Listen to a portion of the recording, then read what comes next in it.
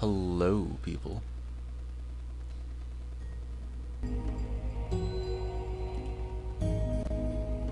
We're back to hopefully and most definitely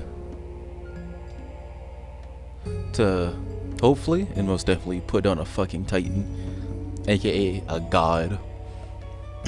You just gotta beat God again like it's Hollow Knight.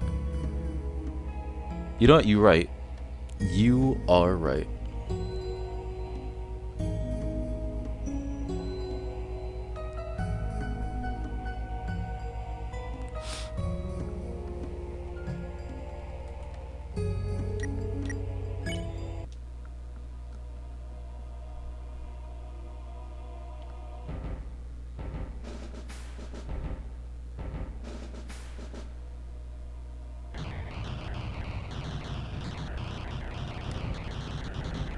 Let's go and just jump right into it.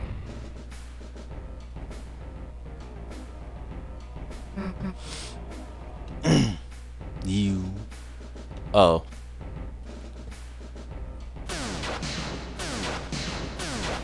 Don't tell me we gotta do all this again.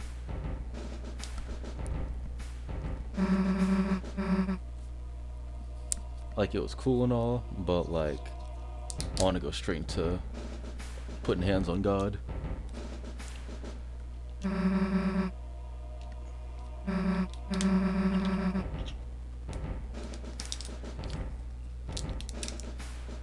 Sorry, hold on, I'm opening something.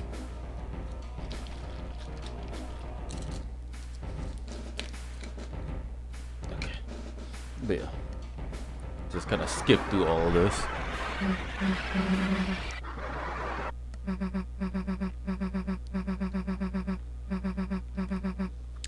It's a dope ass sequence though. It is. Don't get me wrong. This is a dope ass sequence. It's fire as fuck. But damn.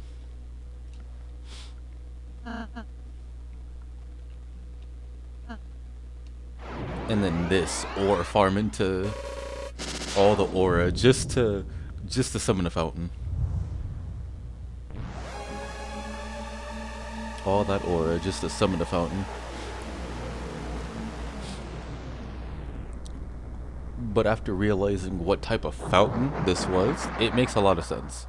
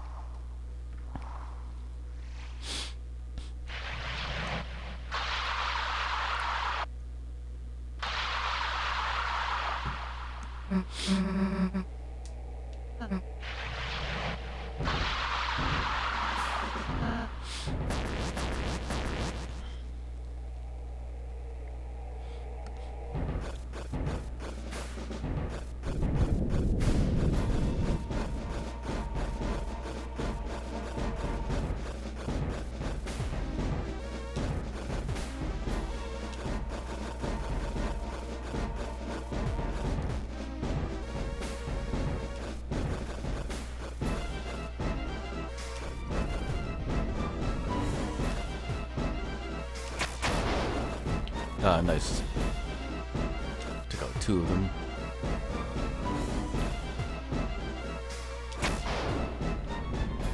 Fuck.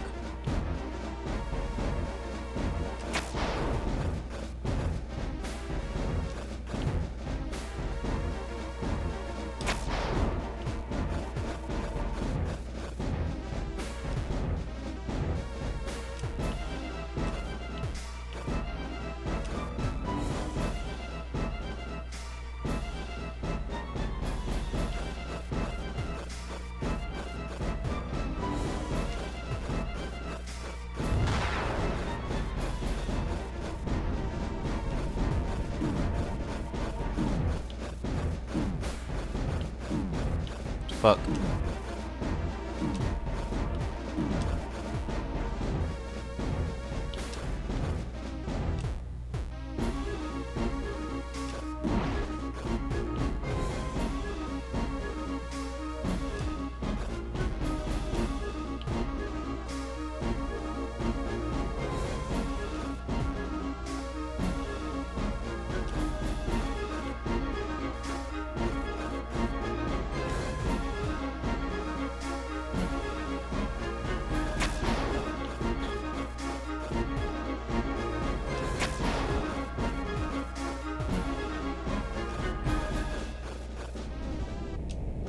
Damn it.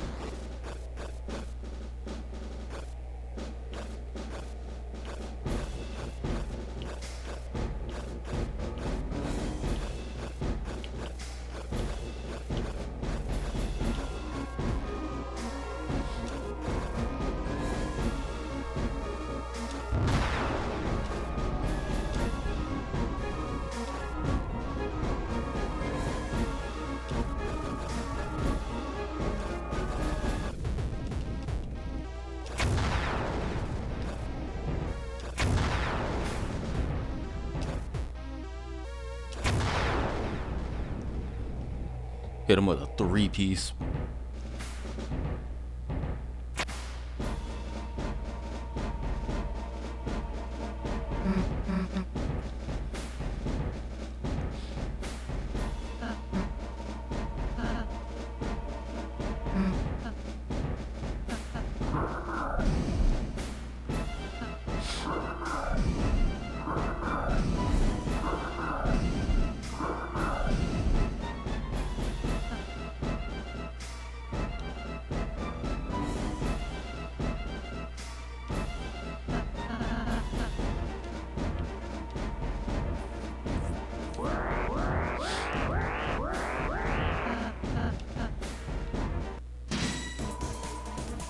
Me over here with no health.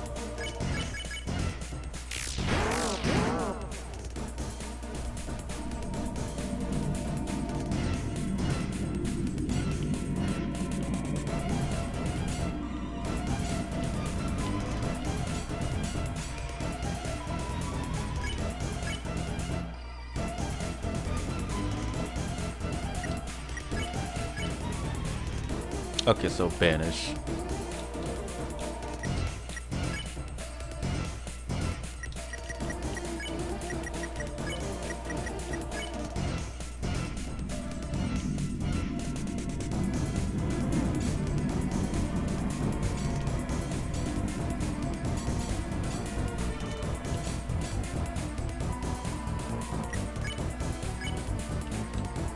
$64.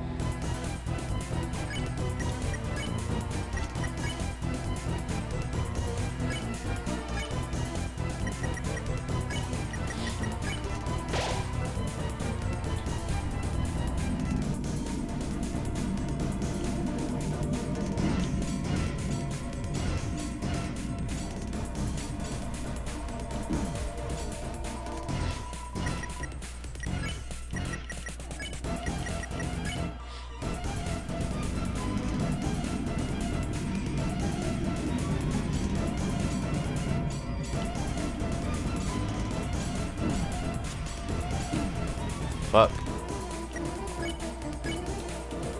Banish.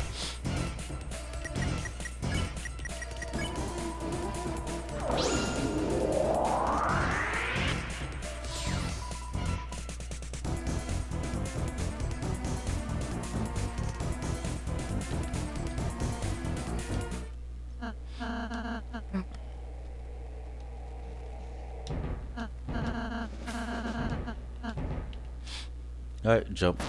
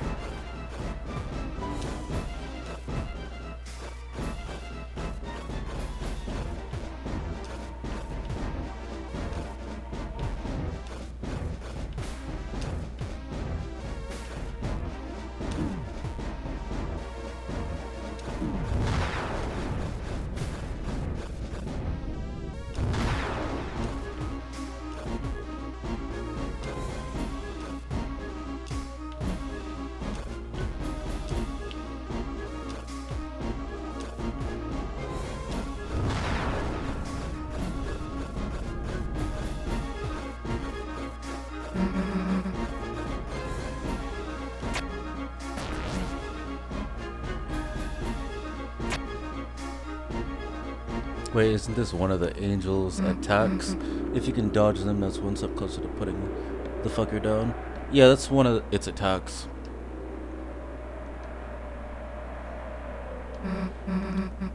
It's like easy to go through it. It's just the red ones that fucks with me. Oh yeah, I forgot I don't have to heal myself because of Susie. So one item wasted, but it's fine.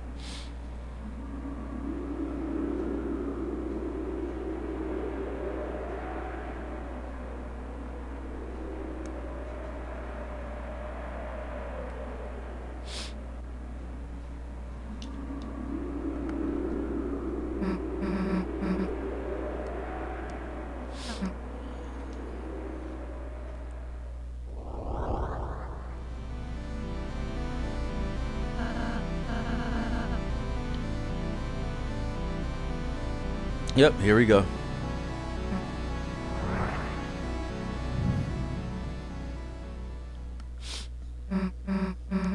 Over here revealed himself low-key like Sage of the Six Paths Obito or yeah.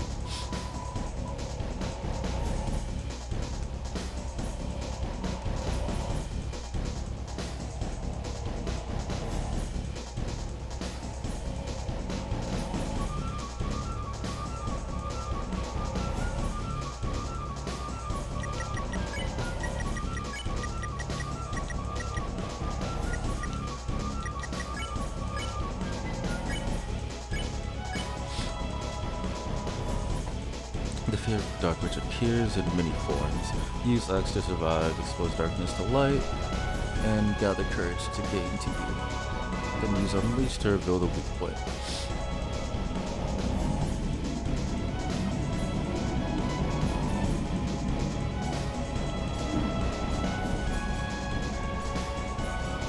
Okay, it's actually pretty easy to dodge it.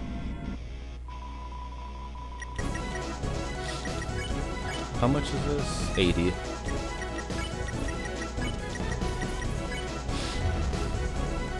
This would be kind of fire. Oh, I wasn't paying attention. But yes, it is.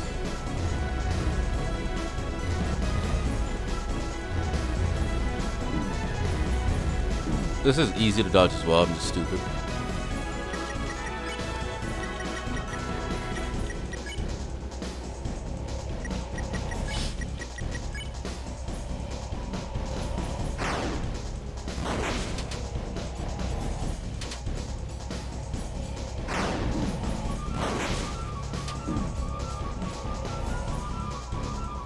That one right there is a little harder.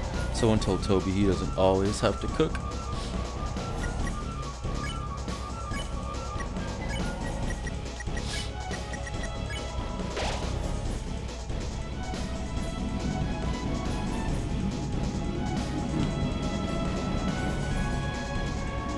Okay, it's harder to dodge when it follows me.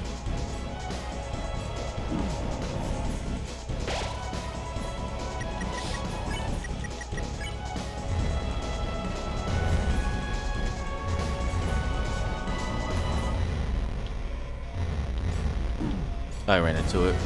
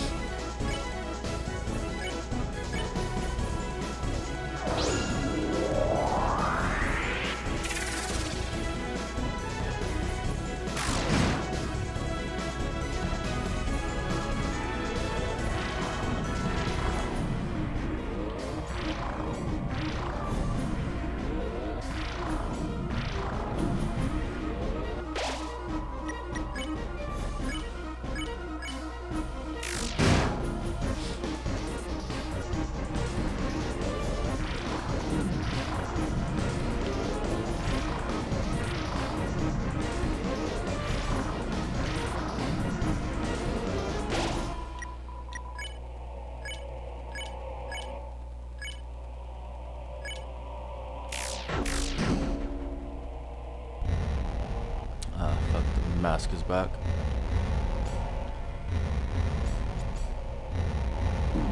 Damn it.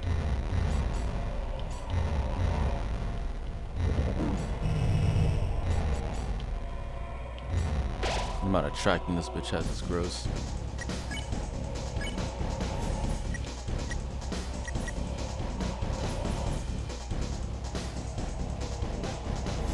I wasn't really paying attention to its attacks yesterday, but this is fire.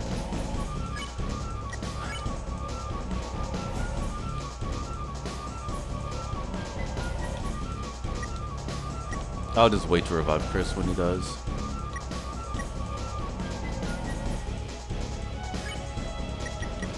Because if I remember correctly, being revived heals him all the way. Well, I say that and get two tapped by these red shits.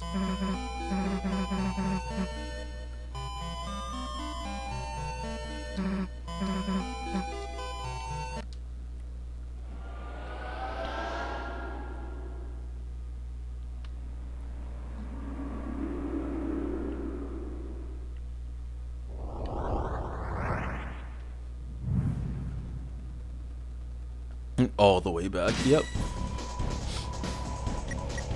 Unfortunately. Well, not like all the way back, but yeah. And it's like the more I go against these red shits, the more tracking they have and the more annoying they are.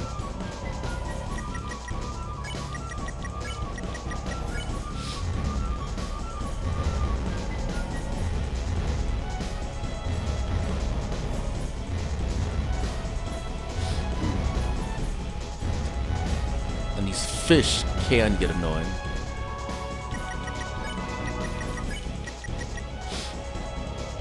The red ones slow down when they get close to you to change direction.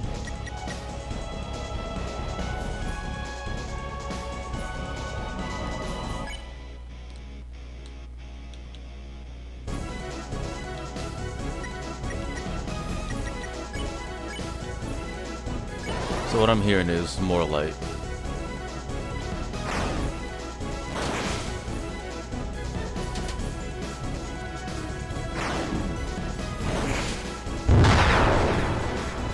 Oh, that's fire.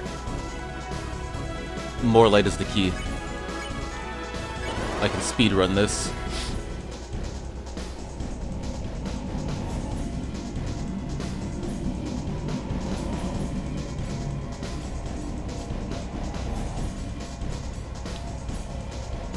Yeah, it slows down inside the light. Oh, I'm about to dive in your ass. I shouldn't have got notice of this.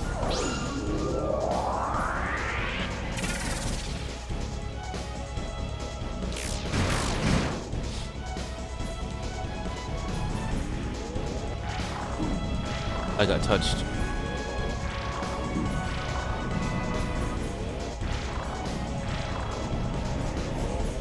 I need to not get touched up by dumb shit.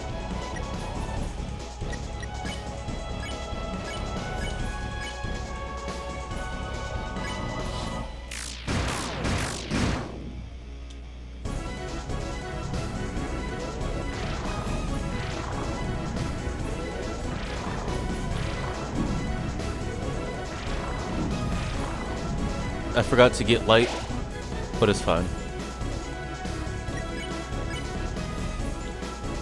I can't do that with her dead.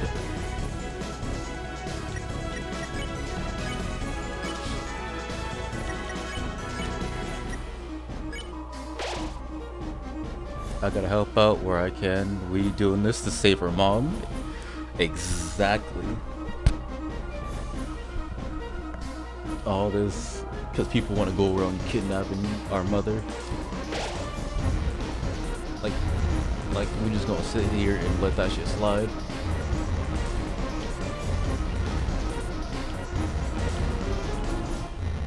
Fuck off. Give me the hands again. That gave me the most.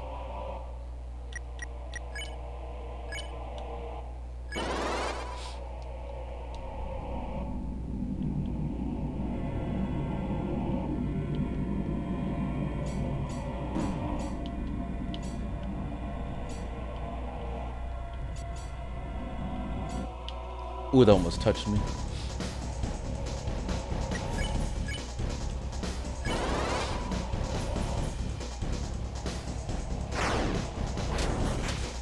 Oh, almost got 3 of them.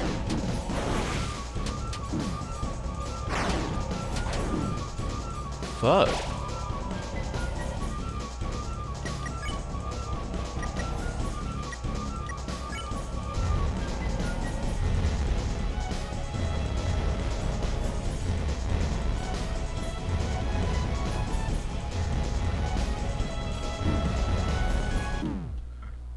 I hate everything. I get hope when the hands come, and I was just destroying fingers like that. All of a sudden, they want to blue ball you with fingers, and the fish want to be annoying.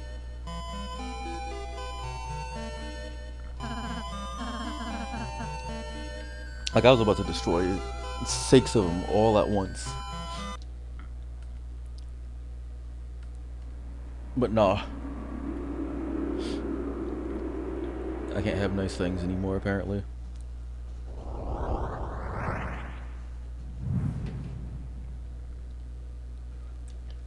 And this thing really loves to target the other 2 before Chris.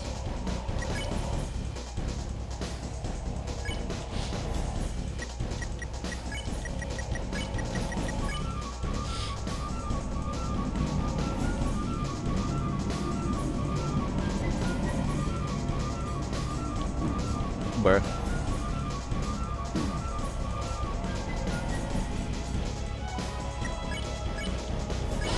Brighten. You only brighten for 1 turn. There's dialogue mentioning the hands before the attack. Brighten them. Okay. Alright, let me stop being stupid.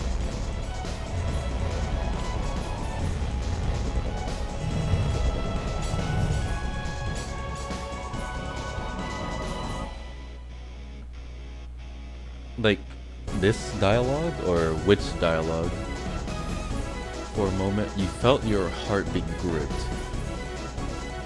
That involves, like, the feeling of a hand gripping your heart, so maybe?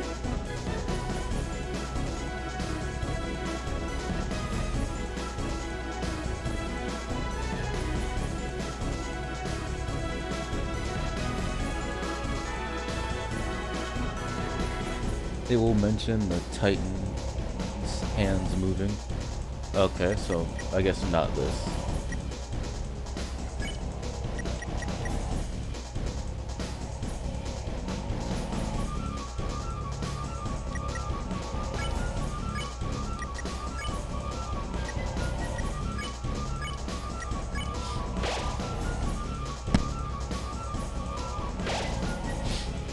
Oh, it was this.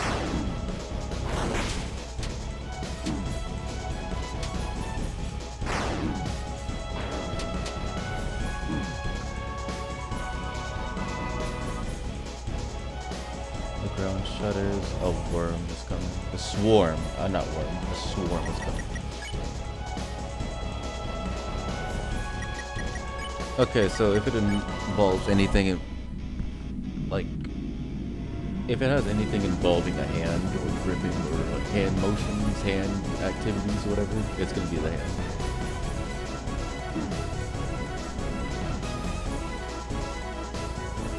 Darkness gives a long gaze, or slithered like a snake. So this one's the fishes.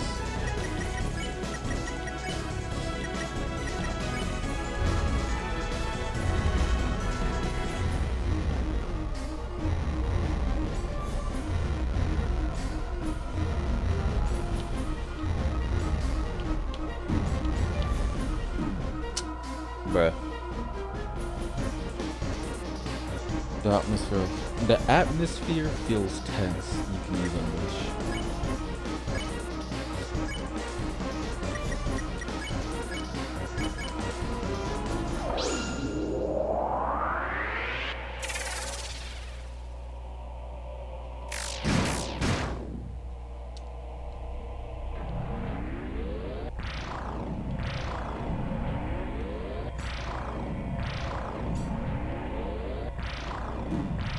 Fuck.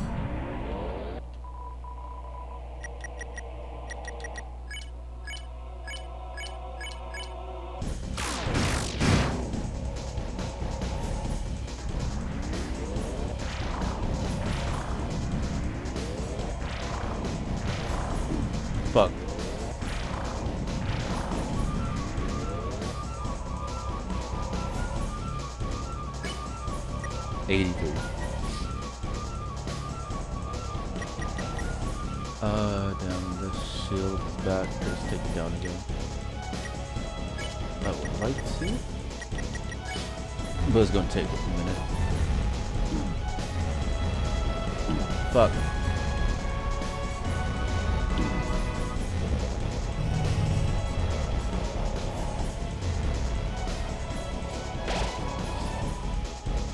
Darkness flows, the swarm is coming.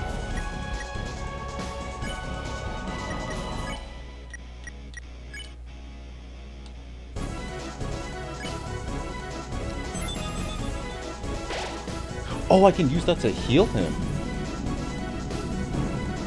Oh, my bad. That was not paying attention.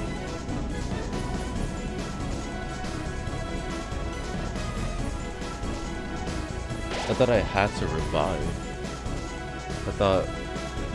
I thought Chris needed to die to be revived.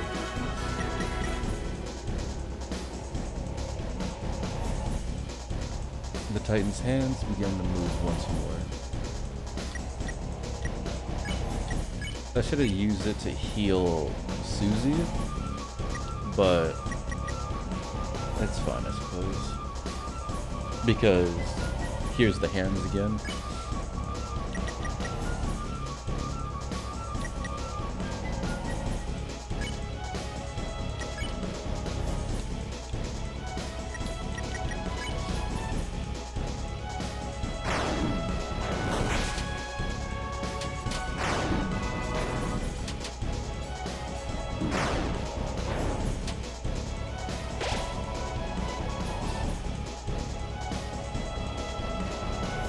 Yeah, I'm cooked.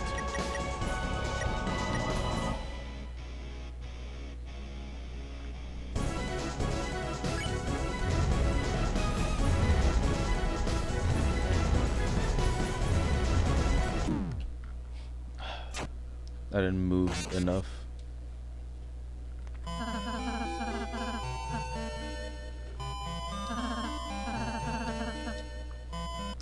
It's fine, it's fine. I'm learning new things.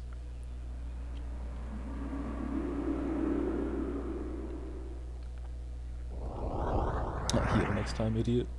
I healed before, and then I knew that Chris wouldn't die that turn, but I didn't know Rousey was the one who's gonna die as soon as I get touched.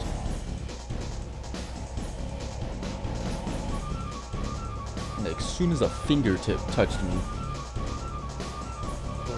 Rousey got one tap. To brighten, you need them both up. I know, I'm aware. I was trying to have it like, have them like kind of pick themselves up over time, but I guess it's better for me to just try to heal them to bring them back up.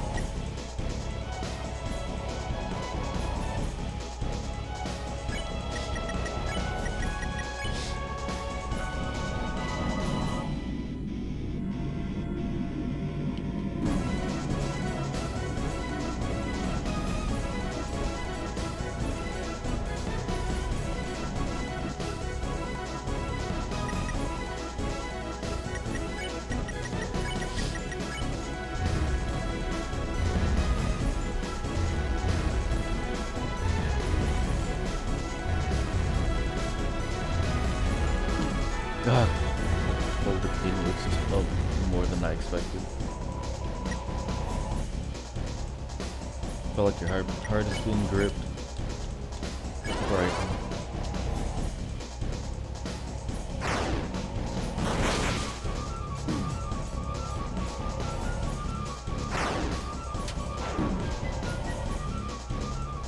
I should have went for the top ones and then the bottom ones.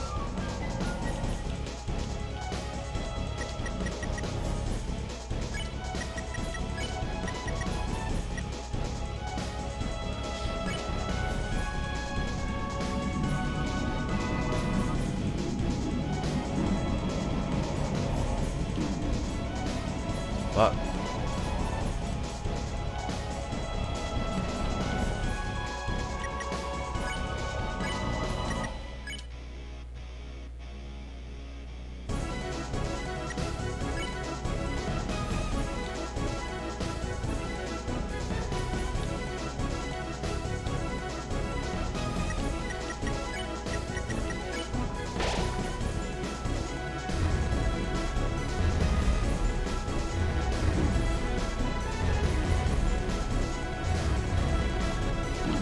Damn it.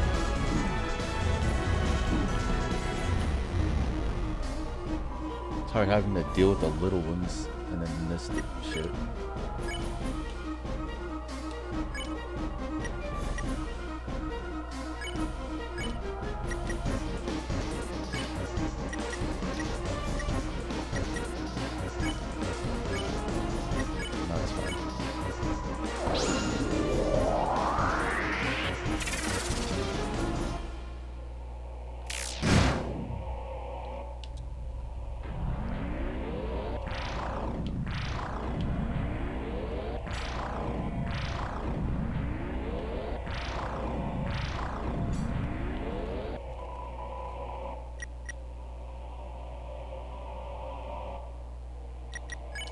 Almost did something stupid.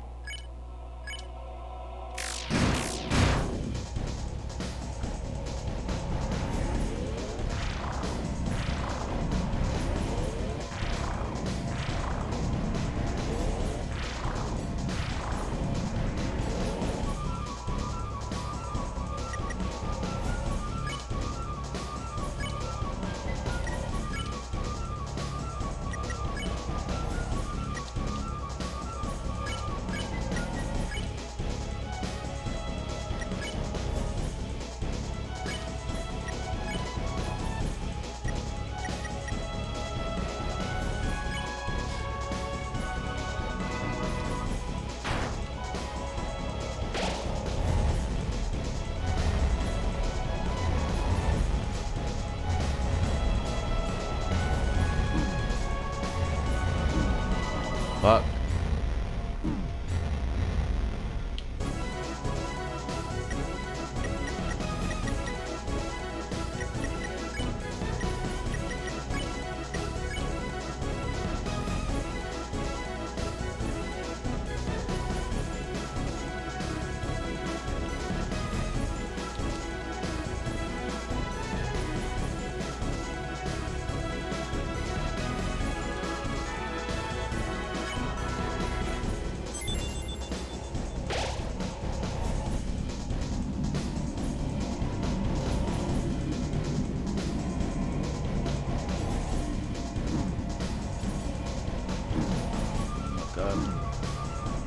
And of course, Rosie's down now. So I can't do anything.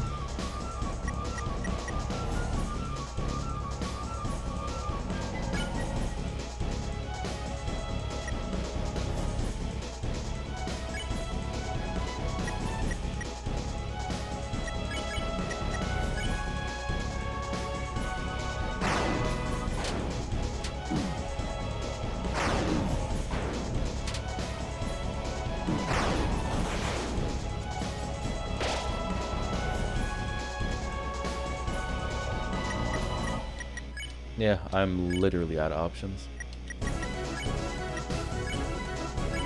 Best I can do is hope that Susie will actually heal me. But Chris wasn't there. So her, it has to be revived. When it comes to Rosie, it can heal me. Got it. Got it. Fucking God. You are honestly useless right now. Because this thing focuses the other two first. Or focus the other two more than Chris.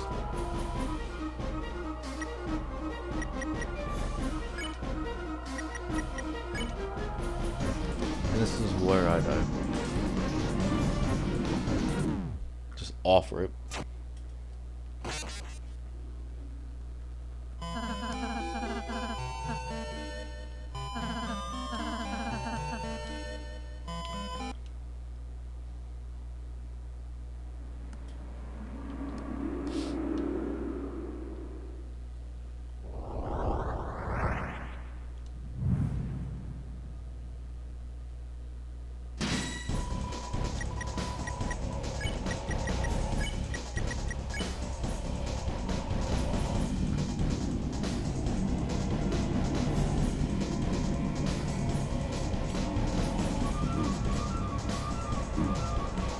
God, getting surrounded.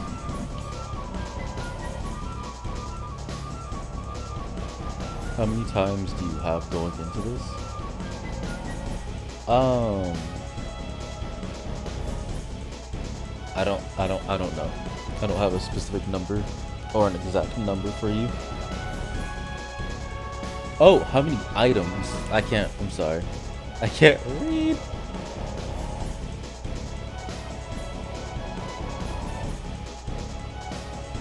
How many items do you have going into this? 2.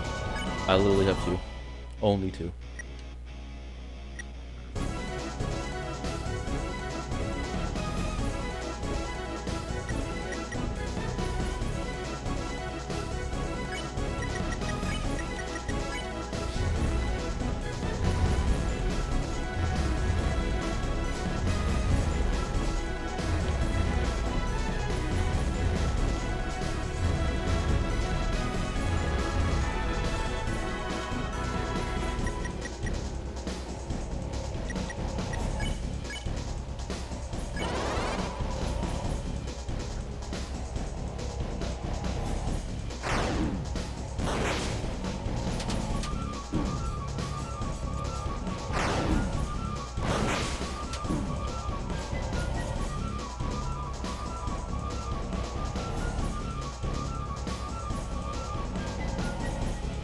I hate to say it, but backtracking to that damn fountain to make some items was a pretty good idea.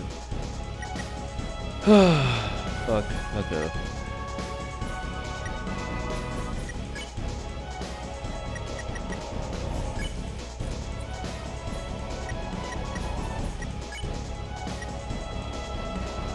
Alright, I guess I would just die then.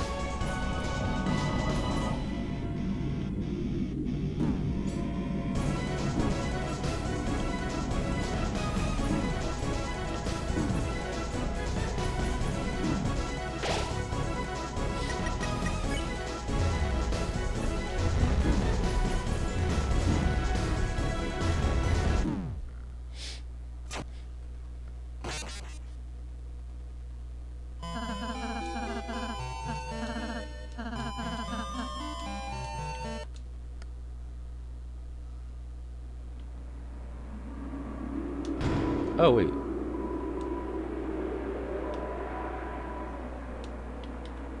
I just noticed these. Hold on. Well, I got more items.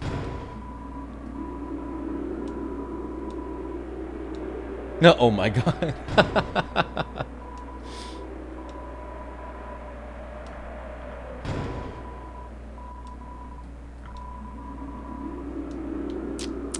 Why don't you look at that?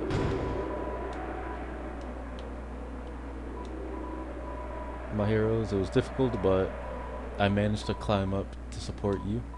Please take what is in the treasure box.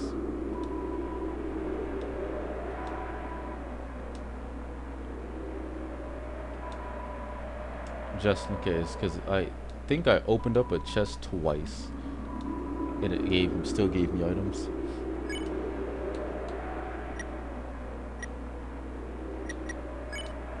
See what red brew is because this is health.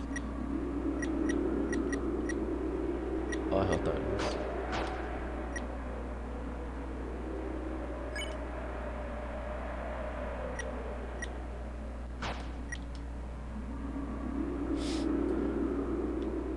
Well, alright.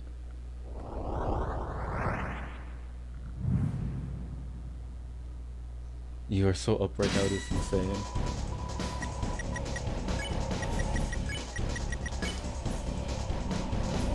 Yeah, somehow fuck it up.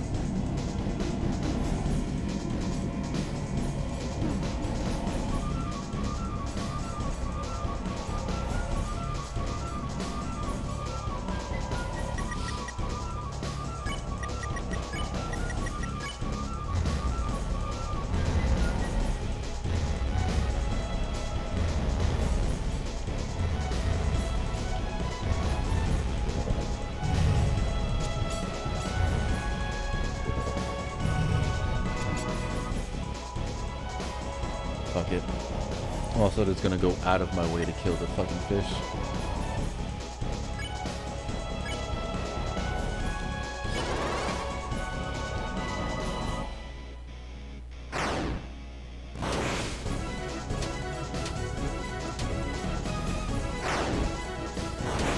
Ah, perfect.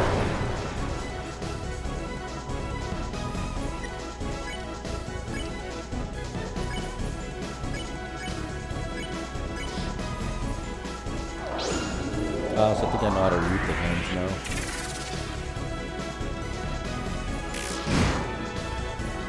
So a little off, unfortunately. Fuck.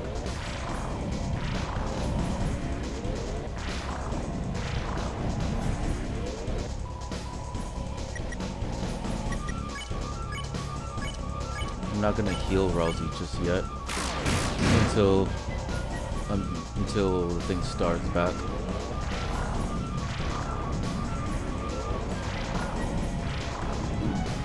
Fuck.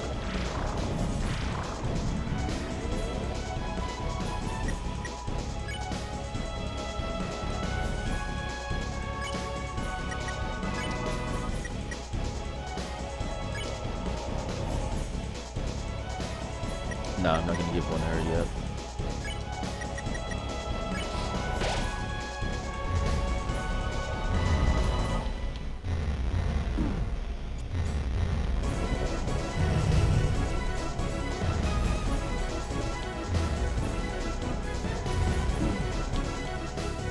Damn. I was gonna go out of my way to kill it. I almost did.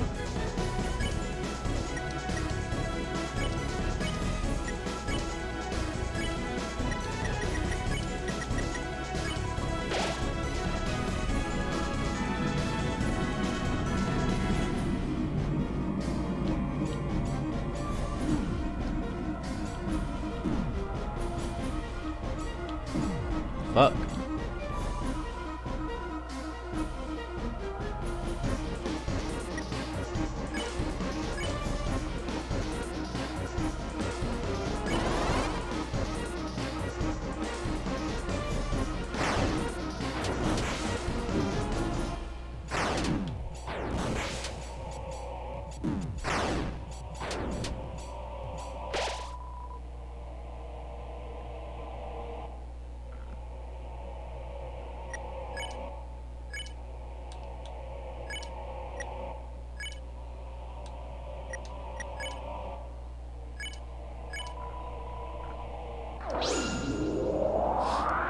I'm gonna try to bring Susie back as well soon.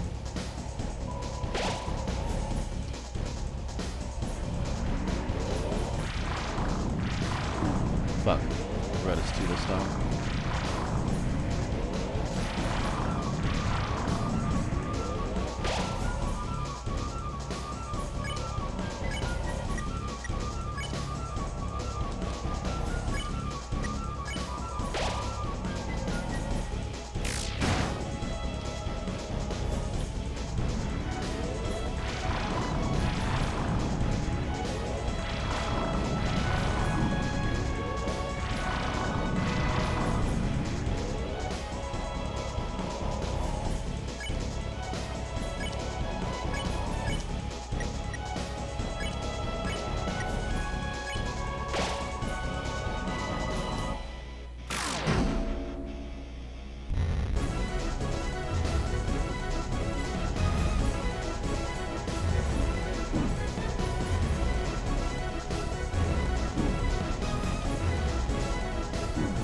Fuck.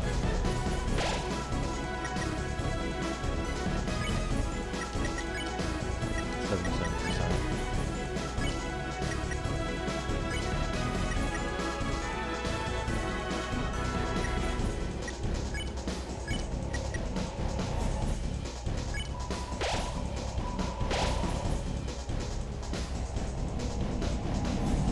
Oh, what the fuck?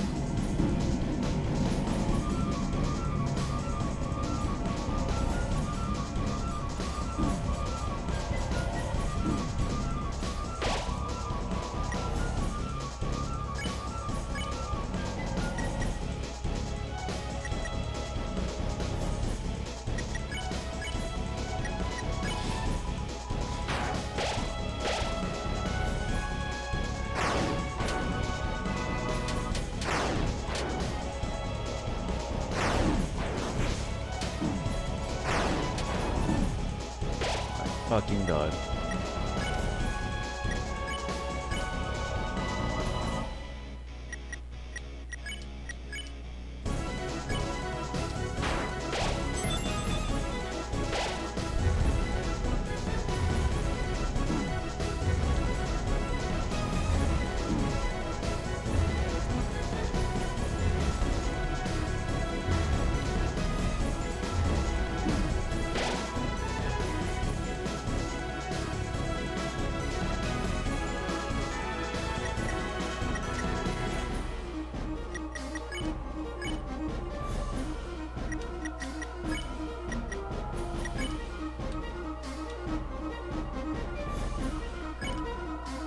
I'm not able to do too much right now.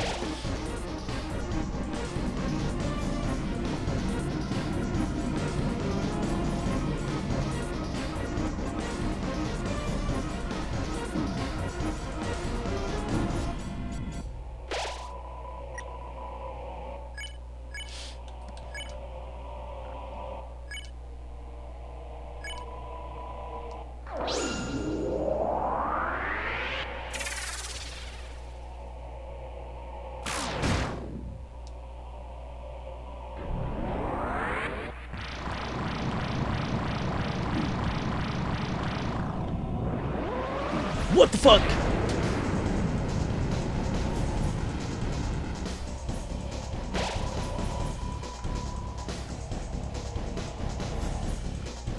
This is a bunch of bullshit.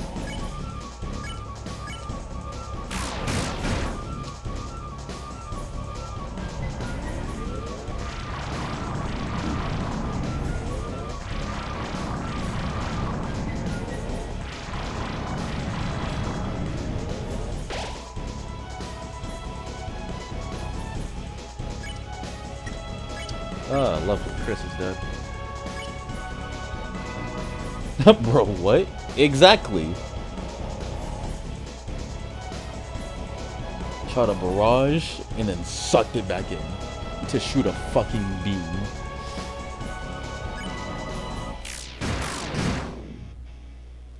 It takes more damage now all of a sudden. It's so over. Wait, what happened? I ain't know I did that much damage because it had so much health left.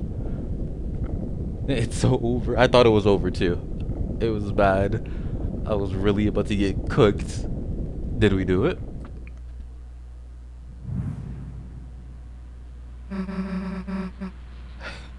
No, it's over. We're cooked. No way you won. No, it's over. It was about to the clutch. It was about to like disintegrate, and then it fixed itself and covered up. We're cooked.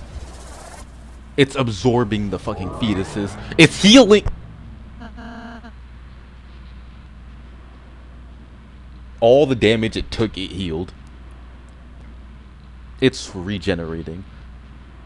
Oh, I'm about to cry.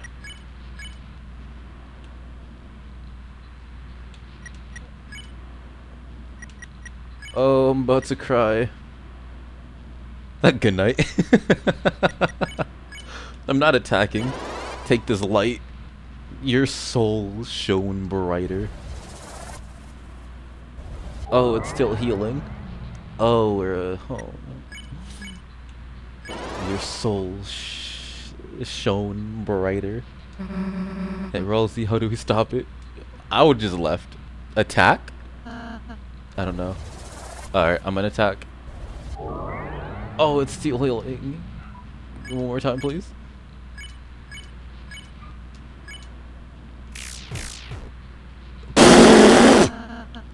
It seems we sorry. It seems we were only damaging its outer shell. Yeah, if we attack, it's like throwing stale marshmallows at it. As long as the inside is intact. Susie got this. Maybe it's like the Demon King from Seven Deadly Sins. Healing it, like, healing it with positive energy might kill it. And since Susie hits the inside of everything, maybe because Susie hits the inside of like her target, it'll go into the fucking into the Titan and just cleanse it from the inside. Maybe Susie can clutch it for us and just cleanse this bitch from the inside out. Noelle Snowgrave, A if only. No shot Susie clutches. I have a feeling because it's saying Ralsei pretty much says that it can't be touched from the outside. It can't do like we can't do real damage to it from the outside. And the only person we know that can do damage to anything or like to affect anything from the inside out is Susie. This battle will just keep. She knows. Look at that. Susie even knows she got this. Oh fuck. I suppose we just have to keep on fighting. The old man came in clutch to break the shell. What are y'all giving up for? I said the shell, I meant the star. That whole get up looks low-key corny. Maybe it's because of the fucking pink like streak that's throwing me off. You're not out of ideas yet, are you? Old man, I thought you were. I was looking for a change of scenery, but this is a bit ridiculous. Come on, let's get this fellow.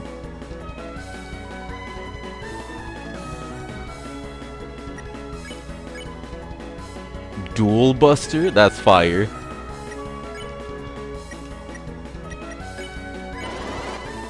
Your soul shone on the old man and Susie.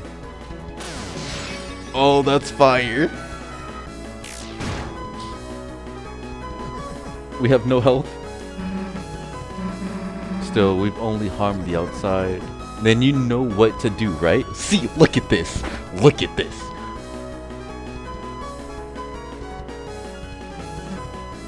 Susie is our fucking ace in a hole. Your soul is shining. A new act appeared. Duel Buster. And then Rousey's normal attack. Throw that shit like a fastball, Susie. Boop. Right in the socket. Chris, I got an idea, but you're gonna have to put your life in my hands. Hey, I'm fucking with it, let's go. Kinda literally. Then what am I asking for? We both know I got this, right? Oh! She's going to take my soul and use the light of my soul to use her like piercing attack or whatever the fuck. Instead of, because the only way she can do it right now is with her healing. So if she uses the light in my soul, she's going to cleanse this bitch. Instead, like it's going to heal it, but cleanse. She's gonna heal the soul inside. Exactly. We both know I got this, right? Let's go. Alright, girl. You got this. Oh, I have to aim? Oh, fuck. Nah, screw it. Get dunked on. Oh, wait, she's using me. She's using me. Not even just... She's not using my soul. She's using me. Oh, yeah, it's over. I'm getting dunked on. I hate people. I'm about to cleanse this bitch. Oh, she came in with me. I thought she was about to just throw me in there and just like, hey, activate divine light.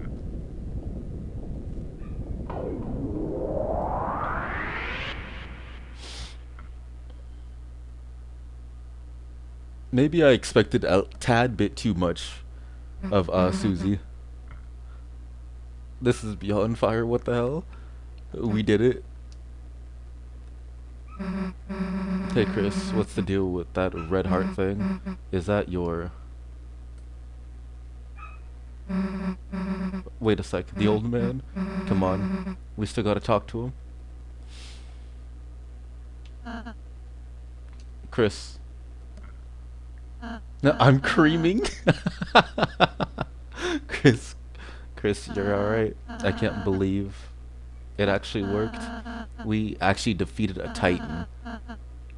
If we can do that, then Chris is literally the ace in a hole to kill Titans. Or maybe it's the combined might of both Chris and Susie.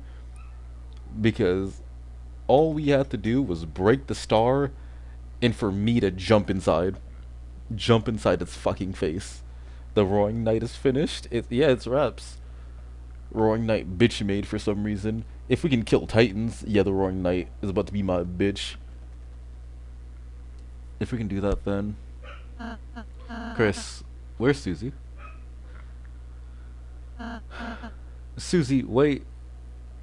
See? You over here stopping me just to have these random ass conversations all the time. Every single time Susie runs off. You know, I blame Rosie. This, whatever happens to Susie right now is Rosie's fault. Because every single time Susie runs off, and I'm trying to go follow her, Rosie pops up just to have a random ass conversation with me. No, Susie, stop. The last prophecy, the story ends. Or the stories end. And then, when all hope is lost for the tale, the final tragedy unveils. Okay.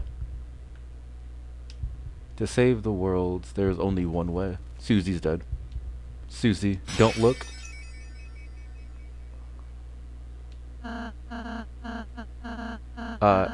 I'm sorry. Shut up. Okay, no, Susie's fine. Does she have to... No, she's seen something. Does she have to... Does it involve me? Does she have to kill me or something? She's bleeding. Yeah, she's bleeding because she punched the shit out of the glass. The hell are you apologizing for? You're worried about that? Seriously.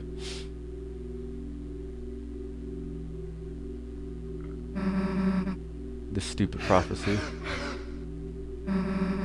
Like something like that would happen. Like, I would like to see... Hey, people. I wouldn't let it happen. Chris wouldn't let it happen. Okay, that's strange. I wouldn't let it happen. Chris wouldn't let it happen. Do we have to kill Rosie? It is gonna be an ending where Chris has to die. Oh wow, so I'm gonna have to die. And obviously you wouldn't let it happen. So why wouldn't you laugh? It's just stupid. Oh yeah, I'm about to have to eat the roaring night because I refuse to get put down. I'm only guessing. So stop crying, okay? Everything's gonna be alright. Hey Chris, let's go seal the fountain, okay? Do I have to die, or does my soul have to die? Rosie, I'm gonna need you to spill the fucking beans. Talk to me. Tell me what the fucking prophecy says. Because I'm literally the only person that doesn't know, and I'm about to start swinging on people. Susie, she's a really, really nice person, Chris. How can she be so kind? How? I'm sorry, Chris. I'm sorry I didn't say the whole prophecy at first. I don't even know the prophecy. Tell me. I thought if I said something different, if we did something different, if we were just kind enough, perhaps by the time we got here it would change. No. We're supposed to... That's why the prophecy happened, because we're too kind. We needed violence. We needed to be stronger. That's probably why the soul's trying to fucking make Noelle stronger. That's probably why the soul wants Noelle to get stronger so badly. Probably in a way to protect her. Like, some way to protect her. In a way, it's trying to protect her. In its own way. Perhaps by the time we get there it will change, but no matter what we do, our fate is already decided. You have blood on your face. I just noticed that. Sorry, don't look at me. I don't mean to always make everything about me. I'm sorry. Everything's okay. Chris, look, I'm smiling. Good. Keep smiling.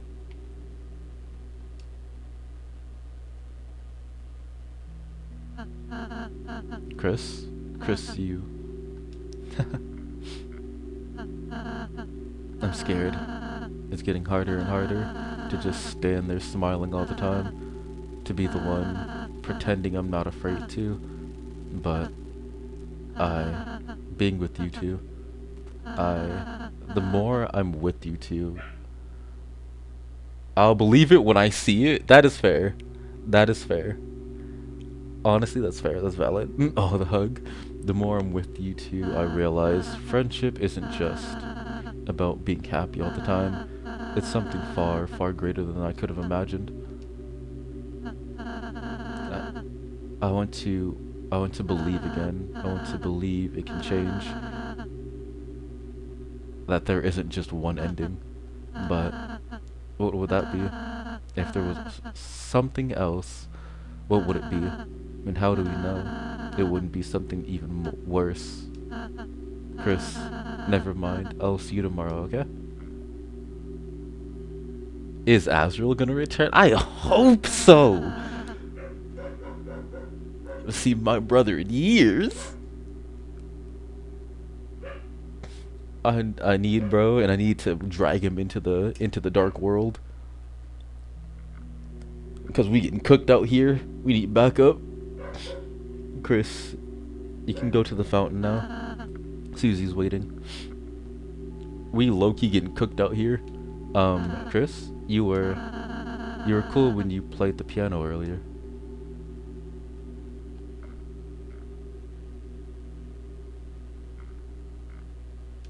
Only when will the okay worlds be saved? Please tell me. Please tell me. Oh, you keep blue balling me. I'm about to kill somebody. If I keep getting blue balled, I'm about to commit so many crimes. It won't be funny. Grown Azrael would be absolutely fucking flames. It would. We could see Azrael from Undertale before he became the god of hyperdeath. Just in Deltarune form. Chris. Hey, maybe he is maybe he would look like the god of hyperdeath for the most part, like the black markings and everything. That would be fire too. Or maybe that would be his Dark World variant.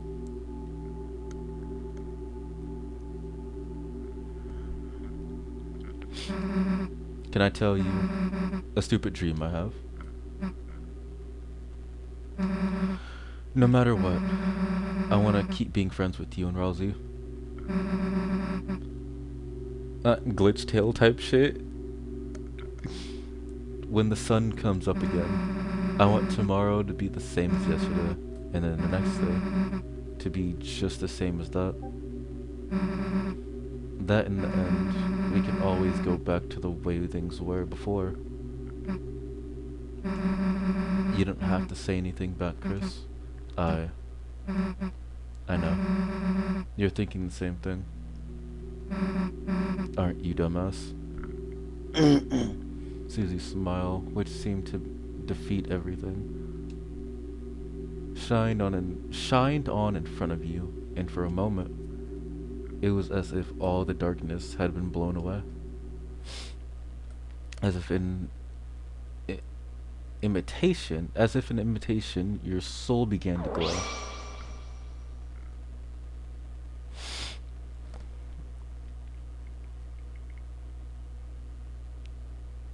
It's taking a little too long. My soul's about to get sniped.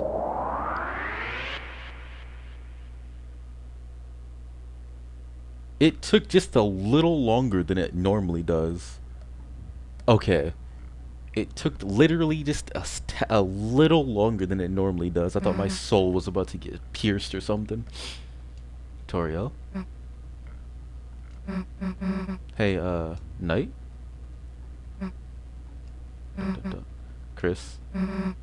Was Toriel even... Where the fuck is the roaring knight? Let's just go. Yeah, where the fuck is the knight? No way he got away? Nah. The fuck you go?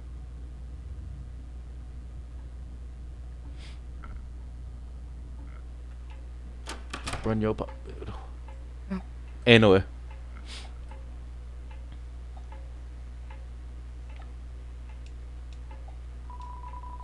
No reason to go back in there. It smells nice after the rain.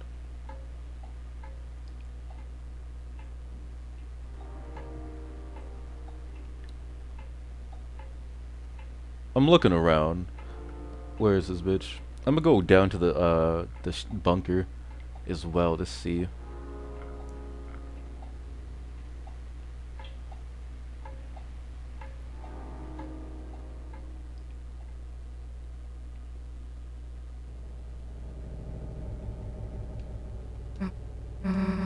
No closer to opening this thing, huh? Tomorrow we have to do something. We have to. Nope, I'm going to Noel's house. I'm going to that guitar. Give me the answers. The code is literally in the guitar. I'm going back to that. I'm going back to her house. Hold on. The door is locked. No one is inside.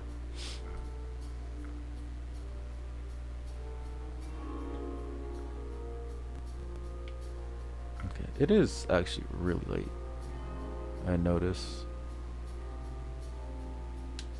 Close. So everything is closed. Leave Noelle alone. Is like, I don't want to go there and have there be a chance of Noelle getting harmed again. But we do need to go there. We need to. We kinda have to. Unless, hold on, unless, let me try something.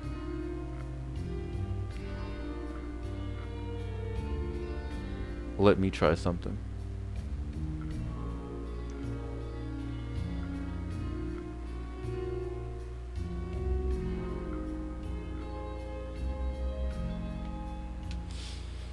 It's late, why don't we just go home?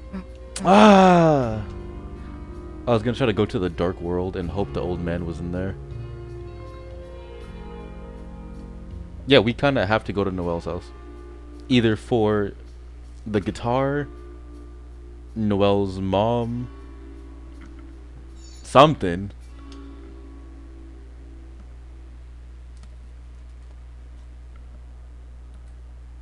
Wait, is now when the gift happens? I'm kinda confused what you mean by that. I don't remember a gift. But hold on. It's an ornament gate, it appears. Oh no, I know what GIF you're talking about. I think I know what GIF you're talking about. Nothing, proceed for now. Okay. It's an ornament gate, it appears to be locked. Okay, maybe not. Alright, fuck it, we're going home.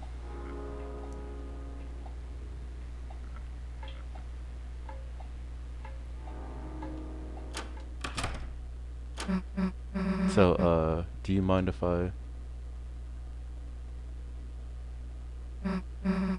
Chris? Fucking excuse me?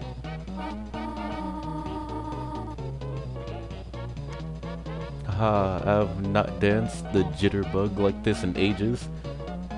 Why is this clown in my house? I'm killing the skeleton? Why is this clown in my house? Well, you aren't bugging me, so jitter away. Why didn't the skeleton have anybody to dance with? Because he had no body to dance with. Let me out of the cage. He's banging our mom. Oh yeah. Now I really gotta kill people. Yeah. Nah, hold on, hear me out. Let's not kill Sans yet.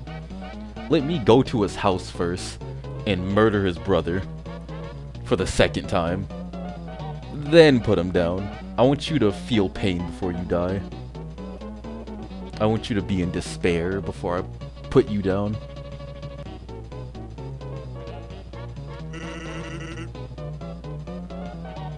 Good one. Not only did you totally botch that joke, but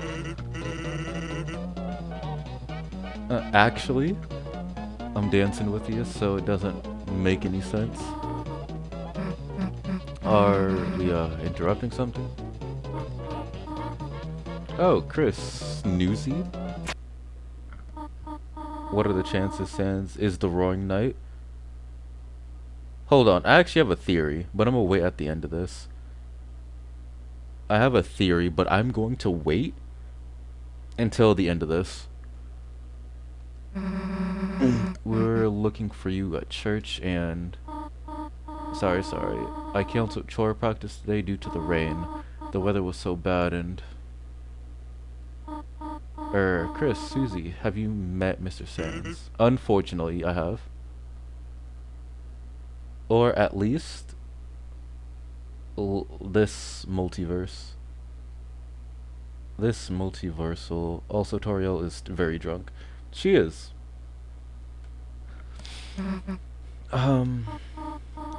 No, Susie, did you want to stay over again? You could just sleep in, Azrael's bed. I don't know how I feel about that. Because that's my brother's bed. Mister, I'll end him here and now. Oh, I'm gonna put on a skeleton. I think I gotta be going, actually. Oh, alright. See you later. See you later, honey. I mean, Susie. Later. No, I think Susie... No, I think Susie left because she feels something... She felt something off with Chris. I think Susie left because she felt something off with Chris. Chris, is Susie okay? Hey, she'll be fine. Also, a little detail, Chris looked away when he saw Sans and Toriel.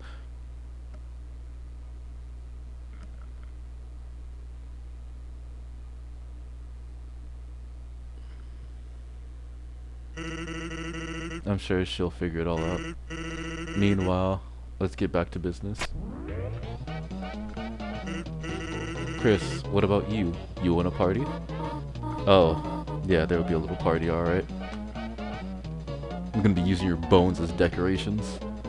Chris, party, board games. And hey, we don't gotta just do disco dancing. Disco dancing, kid. We can play some brand new music too. How about we pump up the tunes? Pump the tunes, pump the tunes, pump the tunes. Almost fell on me. Caesar was probably very comfortable here before now. Exactly. Chris? Oh, he walked by her.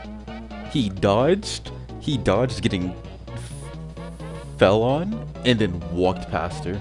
Walked past them. Chris, where are you going? You're going to bed already? There are pancakes in the fridge if you want them, dear. Good night, honey.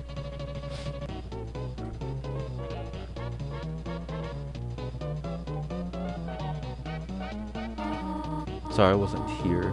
Sorry I wasn't here, honey. It started pouring so suddenly, so I just had to duck into the convenience store and... Well, Mr. Sands was just so much fun that... Who gives a damn about chore practice? Yeah! All of a sudden. Chris, let's sing right now, Sans. Can you beatbox? Been doing it the whole time. Rumba-tum-tum, rumba-tum-tum. Chris, feel free to harmonize with Sans on the rumba-tum-tums. What? You wanna go to bed? Oh, poo. Genocide.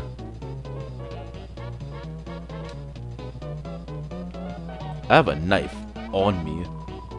You should probably just go to bed. No, there's no sleeping. My mom's drunk? And the skeleton's at my mercy. Oh! I want to summon a portal. I want to summon a fountain right now. Hit him with that end of genocide. Flowey treatment? Exactly. I want to summon a fountain right here. Open the door and hope the Roaring Knight comes in so we can jump this bitch.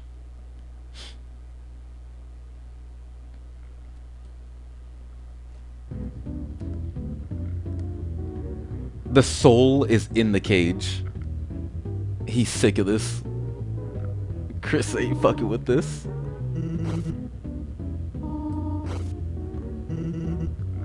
Oh, bro, tweaking.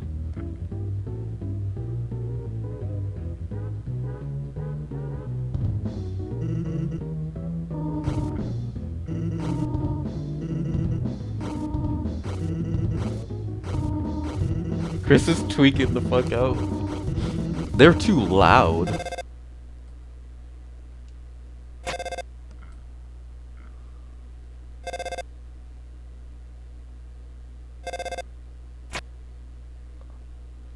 I had a phone on me this whole time. Chris, are you there? Then I'll just leave a message. You're going to the festival tomorrow, aren't you? I just wanted to confirm. Noelle said she's really looking forward to seeing you. She's really looking forward to seeing you. Who are you?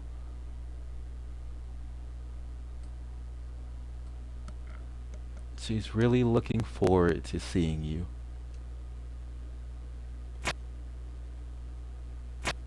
I don't think that was a good message to send right now. Or a text, or like a call. That wasn't a good message to send, or a call. What?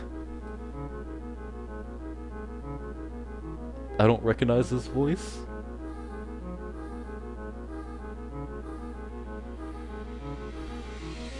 Crashing out.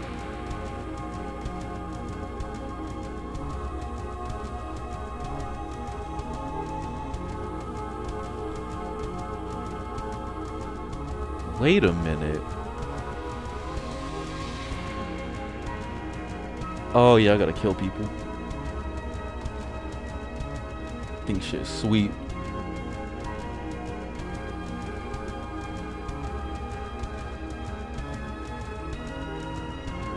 No, I think Chris.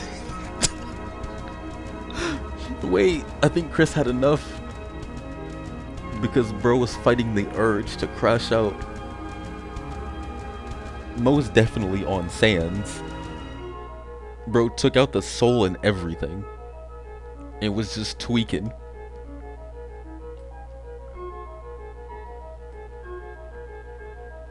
The halfway mark has been attained. But it is still waiting.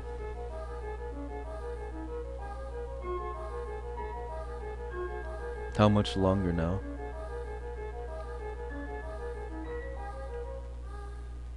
My Deltarune.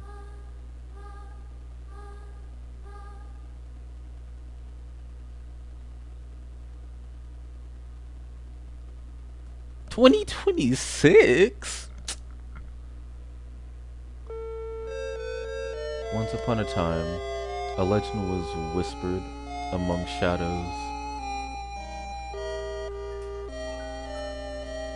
It was a legend of hope, a legend of whatever I wasn't reading.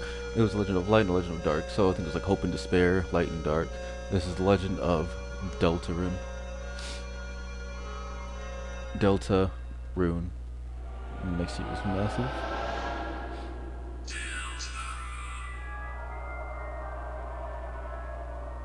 Nah, I ain't no way you're just gonna blue ball me like this. Especially when this fucking corny ass skeleton is in my house. Dancing, making jokes with my drunk mother. Yeah, I'm killing people.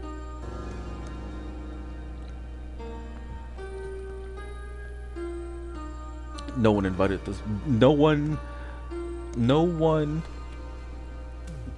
came to me for confirmation to have this bald bastard in my house.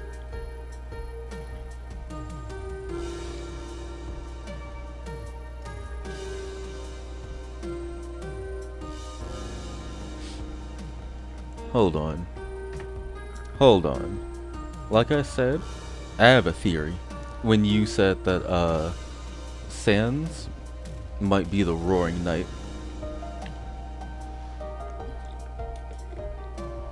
I have things to say, and I have a theory.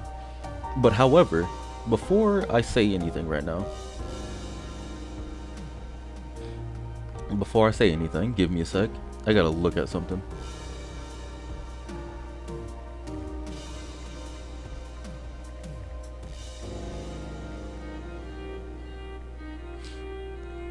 I gotta check something out real quick. Hold on. Now the first thing I see is a thumbnail of Chris and the Souls shaking hands.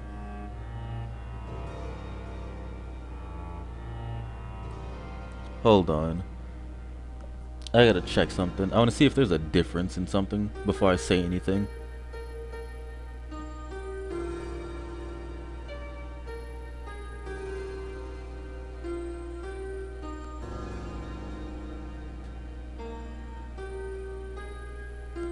Okay, so there's a slight difference with my path and like my route and this route.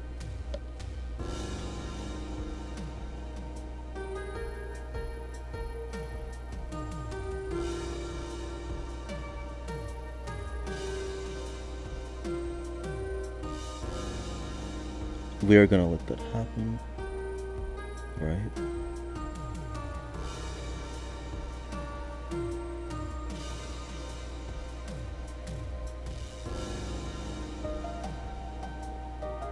Bro, climbing out the window. He stood up on the frame. He just stood up on the frame and looked back at the camera. Hold on. Chris.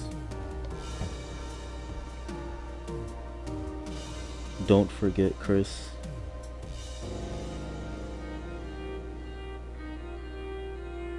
You promised.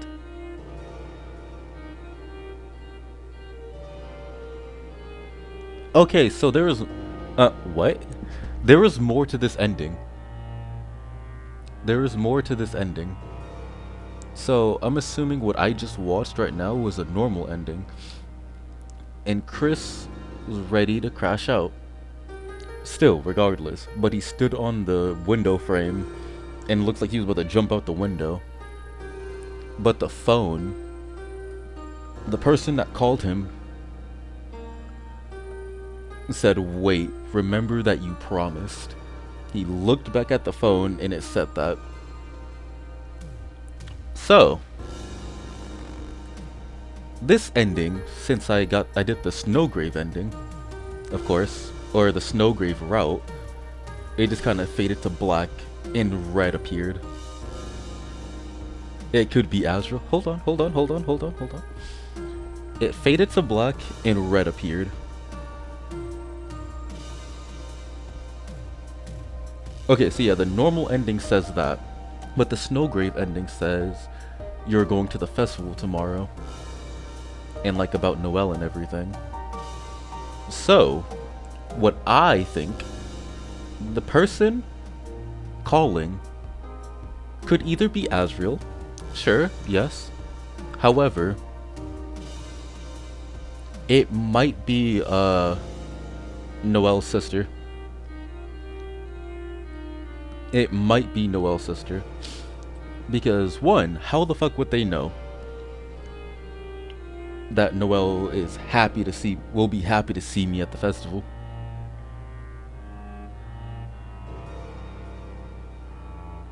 And I highly doubt Noel left her house or even like decided to contact someone related to me after. I don't think she would feel like contacting somebody relating to me after what happened. Even though she thanked me. There's a cut when I went to go look, I went to go see or imagine what Noel was doing. She said thank you, and the screen kind of like cracked in like these like vines or whatever the fuck.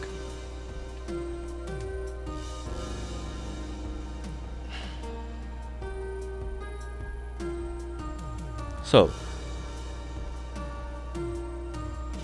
hold on. I'm like trying to, as I'm talking, I'm trying to connect things together right now. So, my like my theories, my points, my evidence, everything is kind of like all over the place right now, so I do apologize. The normal ending mentions his promise with Noelle, or mentions Chris's promise with Noelle that Chris will protect her. But the other one says Noelle's looking forward to see you at the festival, and it just shows black in a red dot, whether it's Chris's eyes or something else. So, hold on. Let me cook. I'm trying to think of something real quick.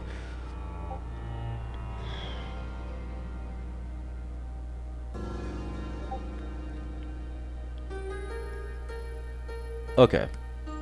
So what I'm thinking now,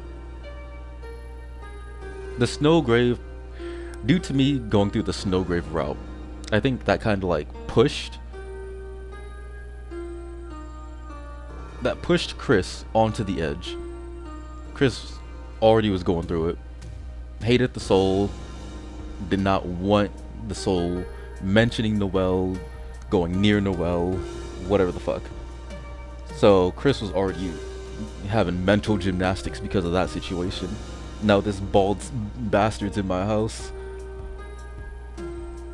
uninvited, just having a good old time with our mother at that, while she's drunk.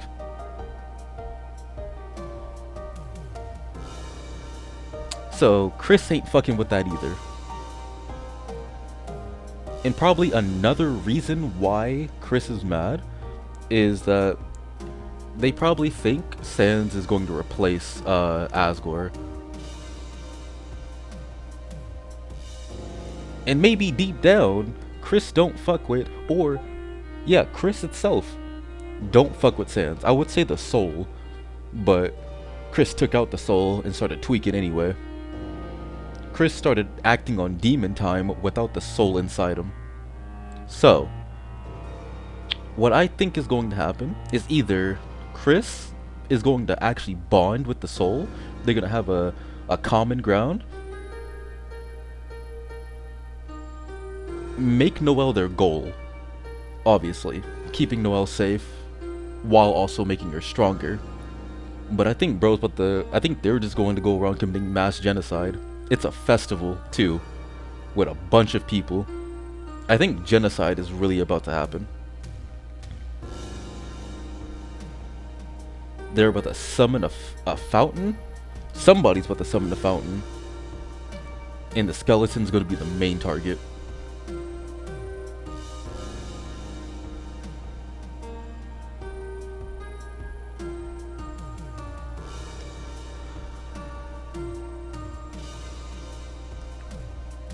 And it's like, I think both the normal route, in this specific case, the Snowgrave route, I think the normal route and the Snowgrave route are combined. One is going to protect Noelle, and one side of Chris is going to protect Noelle. The other side of Chris is going to fucking murder shit. And since I obviously did the Snowgrave route, and Noelle's embracing the gift the soul forced upon her. She even thanked me. She's looking forward to seeing me. So what I think, this whole time, maybe there is going to be a fountain. There's most likely going to be a fountain in this festival. But I feel like my partner will be Noelle, and only Noelle. Or, like, I don't know, maybe. It might be a Noelle and only Noelle. And we're just gonna be going around fucking shit up.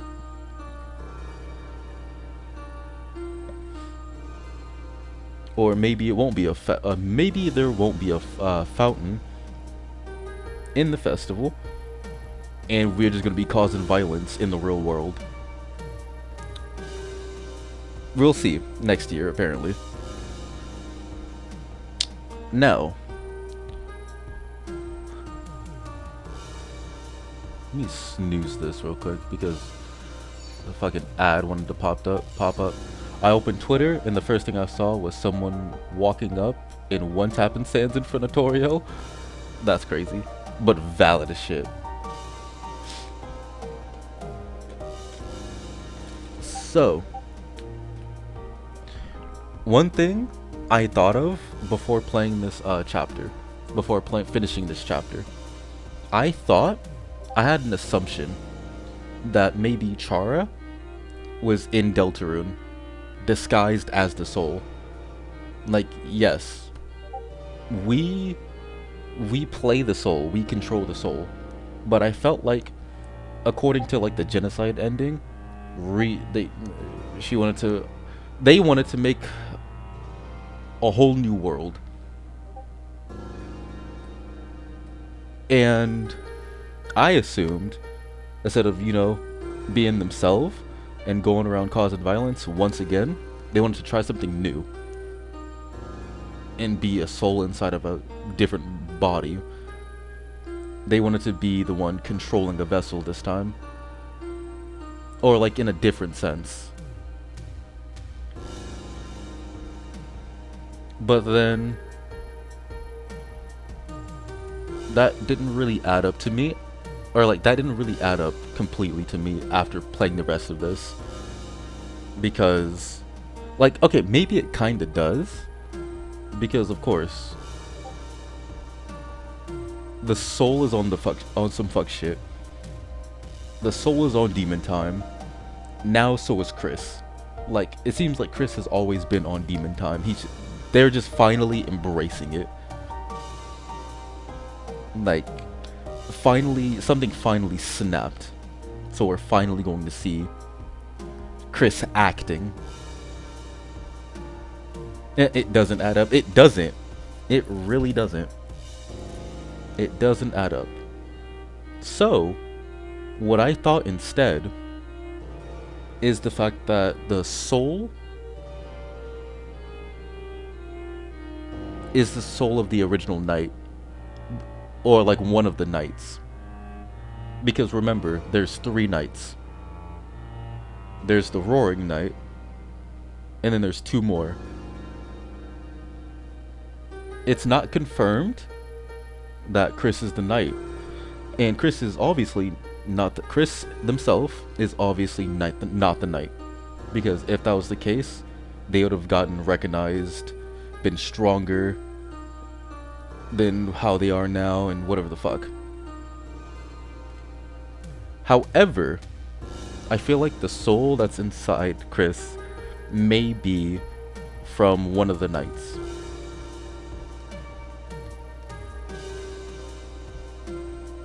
I really do hope we get to see more of Chris's own personality. We're most definitely going to see that this like next chapter.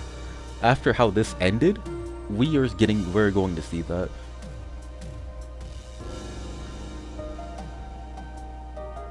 And it's kind of confirmed that we are, because Chris never spoke. Like, once Azrael left, I guess Chris just stopped speaking. Or once the soul kind of entered him, Chris just stopped speaking. And Noelle finally heard Chris's voice after who knows how many years. When they went... Listen. Chris, without a soul, left their house, limping, heavy breathing apparently, all the way over to Noelle's house. Just to confess and say that, they're going to protect her. And plus, Chris seems to want to act. Also, next chapter, next year is, hold on. Fuck.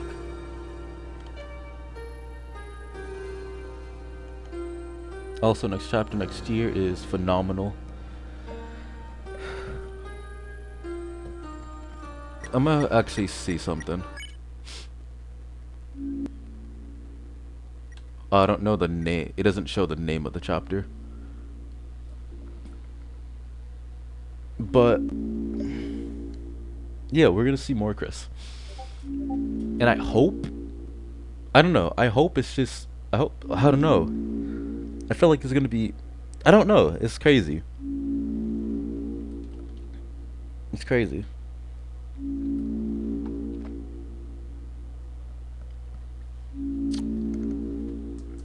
All I know is I feel like there's a greater good to the soul's actions now, because like the soul main purpose isn't to exactly what I've seen so far, what we've seen so far. It's not trying to exactly harm Noel on purpose. It's doing things like the way it's doing things to Noel is tragic as hell, and Chris doesn't fuck with that. But there's a greater purpose to their actions because it kept wanting to make Noel stronger. That was the main focus. It kept wanting to make Noel stronger. And the only way to get stronger is to kill, is to cause violence. Now, hear me out. Before you judge the soul too harshly right now, I'm giving it the benefit of the doubt because it literally just said, Ralsei literally just said being nice isn't working. He wanted to be a pacifist, he wanted to be friendly, nice, whatever the fuck. Being a pacifist was the cause of the Titan arriving and everything. Ralsei assumed that only happened because of violence. The soul probably knows something, which also makes me believe that that soul is the soul of a knight. I could be completely wrong, but that's just my theory right now until further notice. But the soul knows something, and it wants to protect Noel. But it wants her to be able to defend herself as well. So, I'm assuming just violence is gonna stop this situation. So,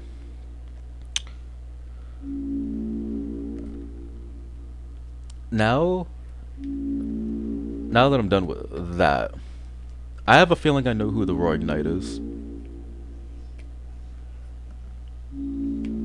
Originally, I thought it was Azrael because the sword, the sword and the attacks, or and like kind of like the design, the face glitching and everything, reminded me of Hyper Death Azrael without the hyper part, like the rainbow shits. It also reminded me of Flowey when Flowey was like losing his shit, becoming unhinged. That's the laughter part. It could still be Azrael. Of course it could. There's opportunity. There not opportunities, but there's room for that to be Azrael. However, I think that's more of a persona. It could be either Azrael or Noel's sister. It could be Azrael, and those two like points that I brought out could be the evidence. Sure. Including like the whole Deltarune sigils and shit, and the only people we see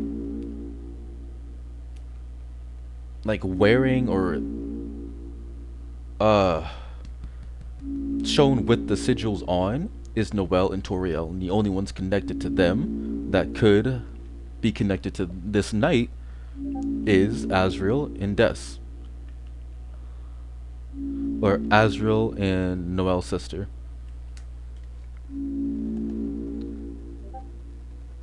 But I also think it's Noel's sister because she's one of the people with the code to the bunker that the knight literally scooped up Undyne and took her there.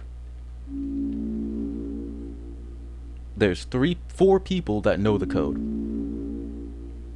The old man, Undyne, Noel's mom, and the Roaring Knight.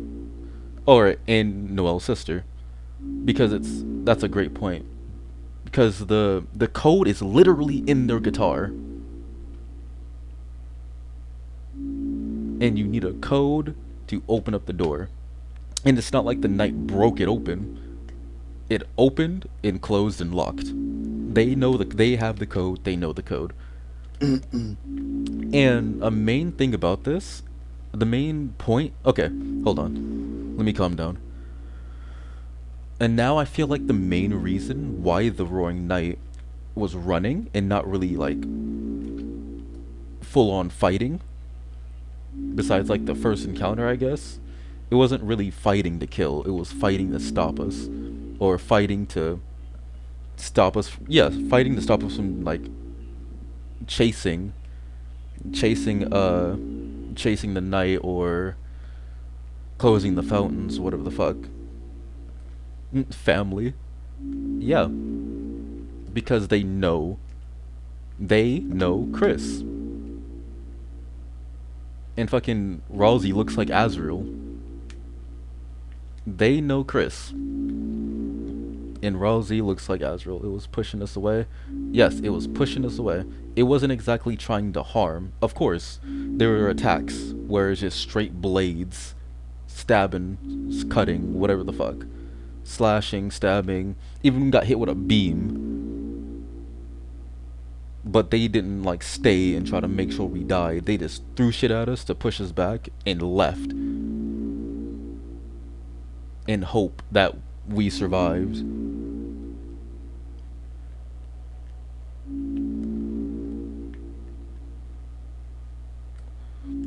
With that, of course, it could be either of the two.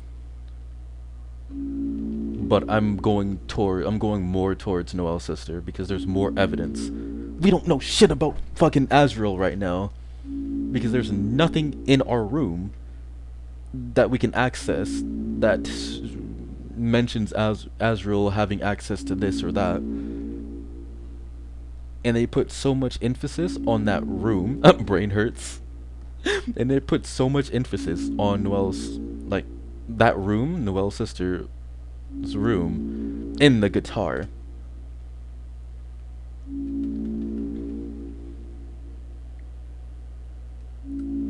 So it has to be her. Well, it doesn't. Okay, it doesn't exactly have to, but there's a high chance that it is.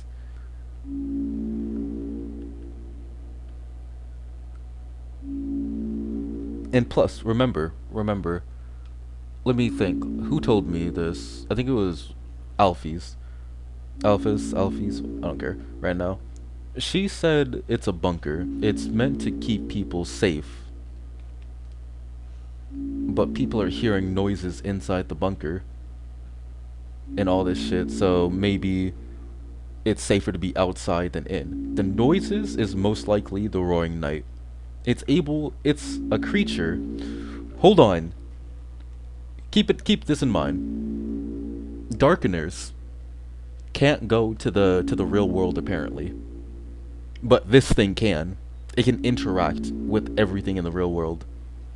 So it's not exactly a darkener unless knights have the privilege to just jump through different fucking worlds. It's a lightener as well.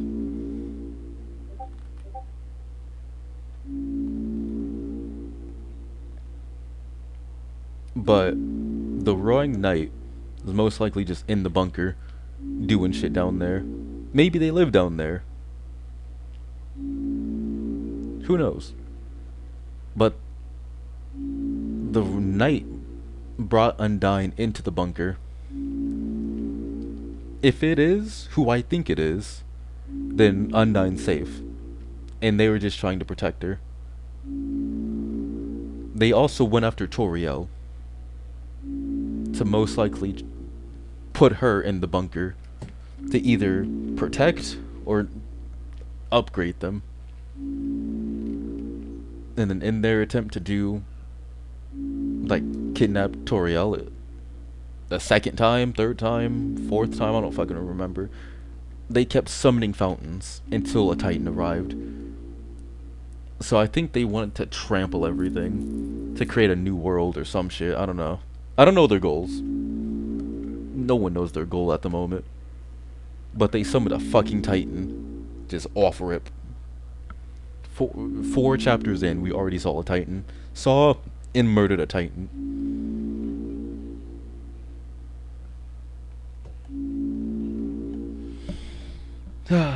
Unfortunately, fucking ads popping up. So, I'm gonna calm down and try to let my brain cool off.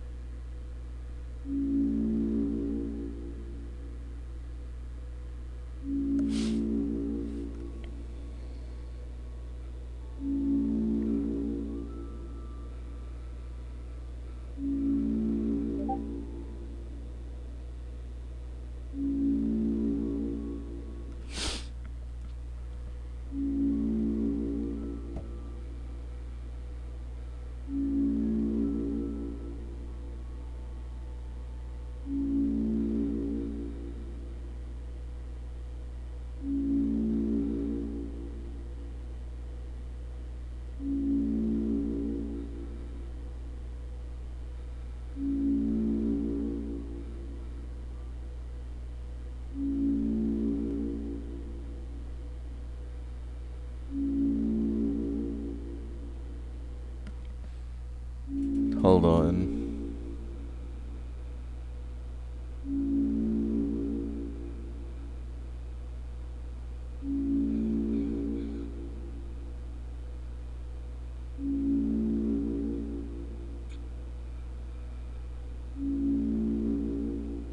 Hold on, I'm looking through something right now.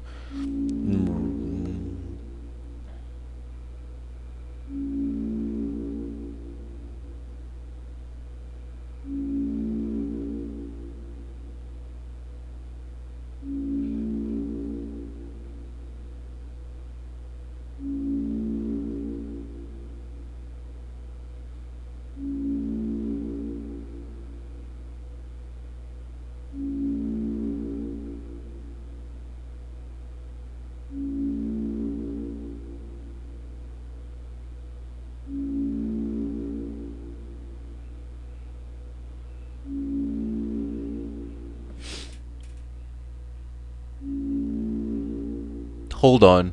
Hold on. Hold on. Okay. Cody, you here? Because I just got more information. I just got more information.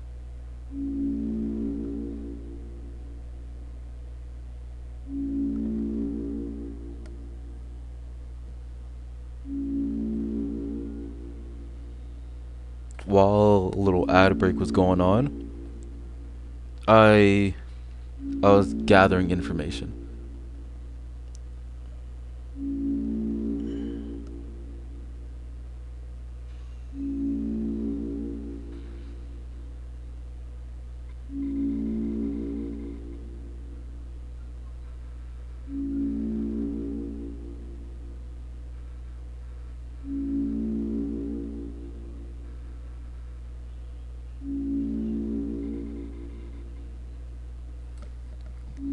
I think Cody stepped away or something. I'm gonna wait until he returns before I say what I have to say.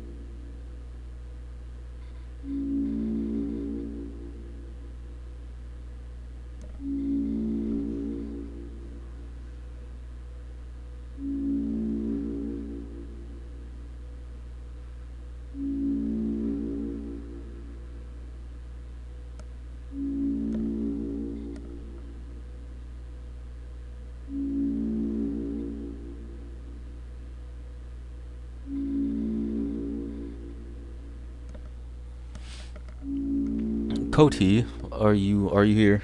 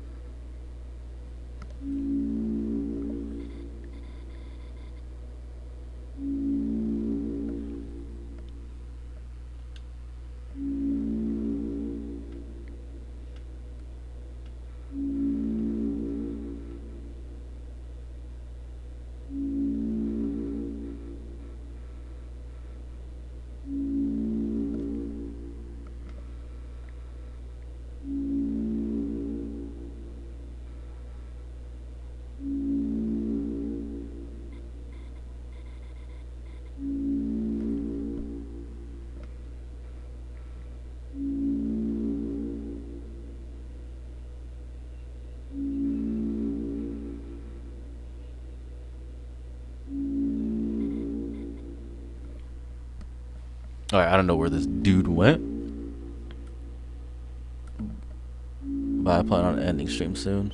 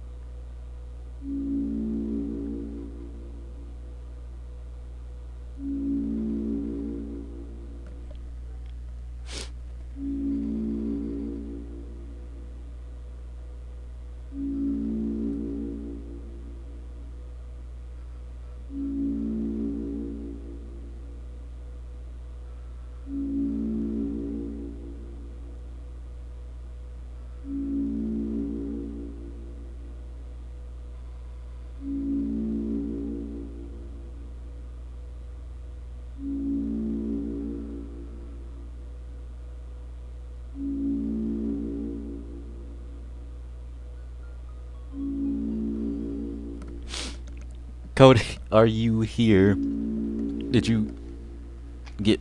Did you slip into the back rooms or something?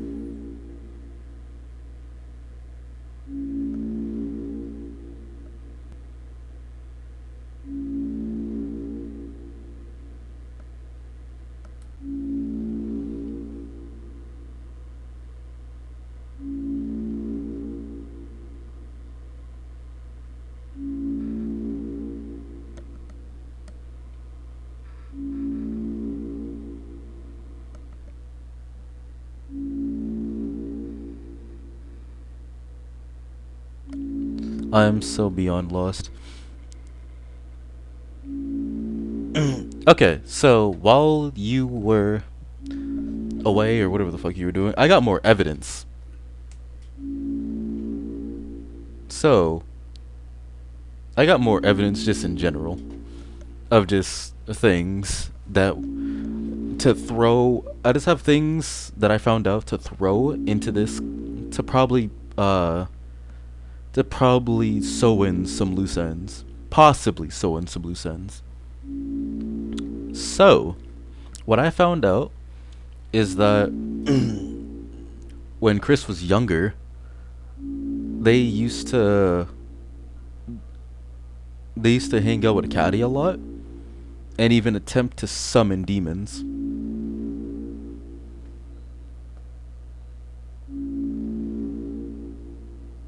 And that is something that Chris may have managed to succeed in doing. And that soul might be the demon that they managed to summon. That's if Chris succeeded in summoning a quote unquote demon. I'm not going to say what you might think I'm going to say. I'm just going to leave it there.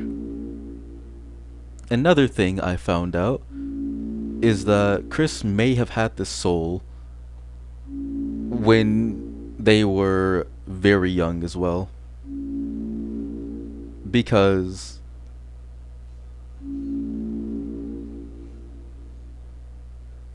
Noel mentioned being on a Ferris wheel with Chris back then when they were younger. But apparently Chris, okay, since obviously Noel knows Chris, since they were both very young, so she knows the real Chris and what Chris acts like now. She knows the difference. So apparently in the Ferris wheel, Chris kind of like swapped. I wouldn't say swap personalities, but swap attitudes. Because it was like at one moment, he'd look out the window. They would look out the window of the Ferris wheel when they were like riding with Noel. They forced Noel into it, and we're just kind of looking out the window, like calm, silent, whatever the fuck. Then all of a sudden, shook the Ferris wheel. She screamed, and they smiled at her.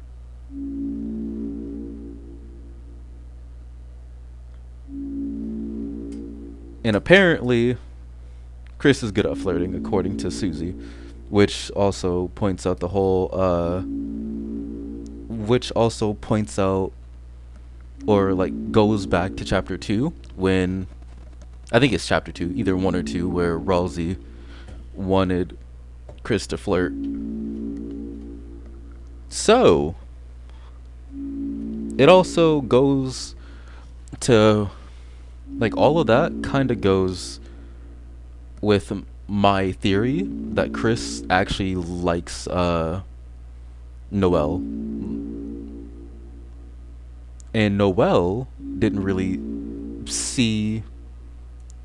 think much about their relationship back then for two reasons.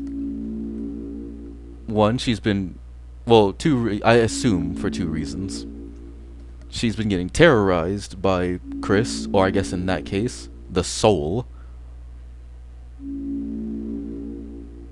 for a while. And She didn't think of anything romantically, of course, because she likes Susie. But now it makes my theories kinda iffy. Because if Chris summoned the soul. Wait, my. If that's the case, hold on. No. That doesn't really add up.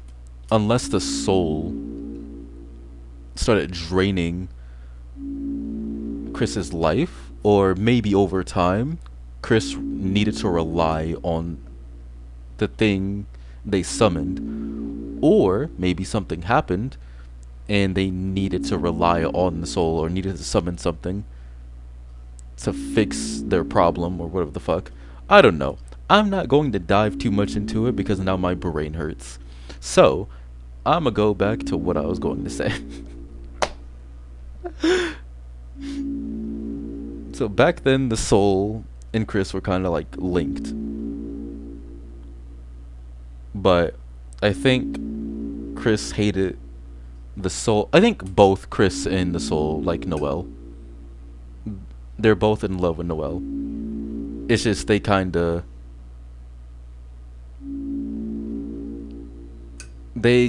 do separate things to show it.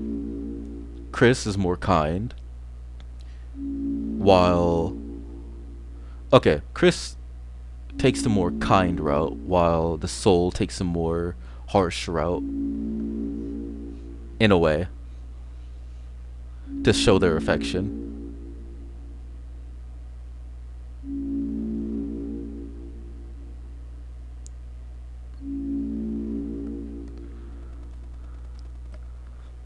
Yeah, yeah, I'm gonna go with that.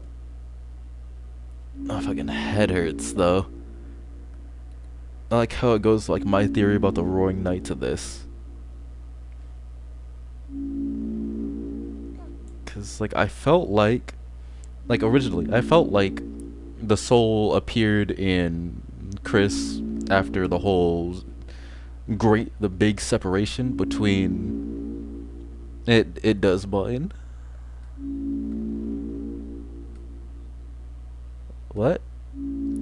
Oh, as does mine. My bad, I can't read. I'm sorry, my brain is still like recovering.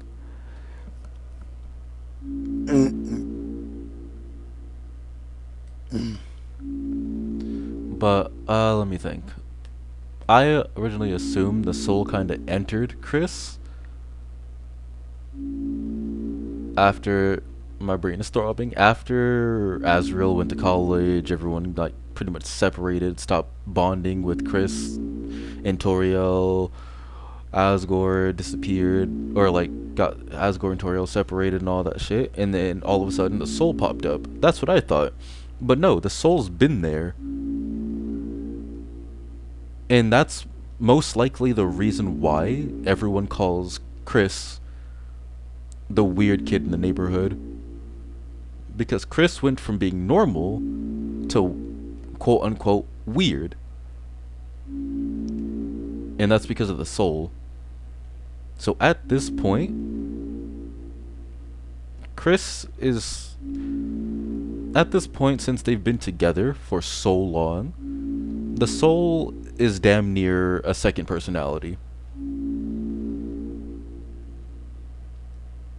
If the soul is literally its own entity and not like its own. Okay, if the soul is its own entity, its own demon, quote unquote, and not who I assume to be Chara, as the soul, as the demon, quote unquote, then it's literally just something that bonded with not Azrael, but that bonded with Chris, and ended up like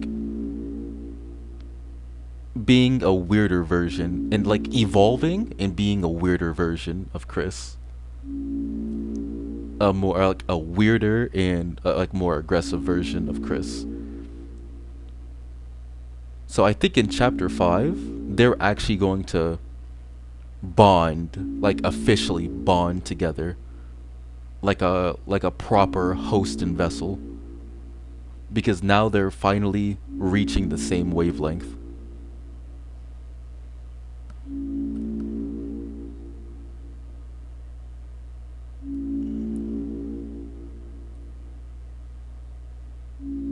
So Chris may actually develop a new personality. Or rather, not. Okay, no. Chris will have his own personality finally show again. Finally, like, speak, stop trying to contain their emotions, their feelings, because they don't want the soul to come out. Or the soul to take over. Or whatever the fuck. I lost my train of thought. Hold on. Okay, yeah. For now, they're not gonna be like, I guess from this point on, they're not gonna be contained anymore, like they have been. They're finally gonna bring their original personality out, talk more, try to act more, try to actually take action. Chris is figuring out that they can't stay passive and just kind of go with the flow anymore. And I believe the soul takes over because it knows that being passive is not going to get what Chris wants. So it's trying to like push things. Like I said, it's a harsher side of Chris. It wants to protect Noelle in a harsh way. It's doing certain things in a harsh way. We know that Chris is capable of doing the things that the soul does. Because even when, like I said before, Chris rips out the soul to do fuck shit unless it involves Noelle. So Chris is willing to take action, to be rude, to be harsh, to be aggressive until it involves Noelle. For crying out loud, of course, yes, the first thing he did when we seen him take out the soul was eat an entire pie. But then Chris went out of his way while their friend and mother is in the house. They take out the soul, go and slash tires, put the soul back in, later on take out the soul and create a portal, create a fountain in their own living room, putting their mother inside the fountain with them. So we know that Chris is willing to do what needs to be done for the greater good. But when it involves Noelle, they'd rather be more kind towards her. So Chris is finally understanding that they can't stay passive anymore. They have to act to get shit done, to stop bullshit from happening. Chris has been staying passive and kind of like allowed, in a way, even though yes, the soul's taken over, but allowed Noelle to get hurt, allowed the night to do all, allowed a lot of people, a lot of like darkeners, and I guess the night to just go around doing shit, harming, kidnapping the Chris's like friends and family, and they just kind of just accept it, and then casually go and like try to protect or help them or whatever the fuck. Just too calm, just too contained, while the soul wants to get shit done, wants to be more aggressive, wants to hurry up. That's why in Snowgrave, when you first do it, they want Noelle, they want to strengthen Noelle, make her stronger, have her get shit done. Chris is willing to go around doing puzzles. The soul wants them to be taken care of like that. Chris is fine with like acting, fighting enemies, acting enemies, dancing with enemies, all this other shit. But the soul wants to get rid of them so they can hurry shit up and get shit done. But once again, I will say this, in chapter 5, or I guess in the end of chapter 4, Okay, starting from the Snowgrave route, going all the way up to chapter 4, fuck shit's been happening. And Chris has been trying his hardest to just let it be, trying to like try to keep themselves, trying to keep the soul out of it so they can stay passive.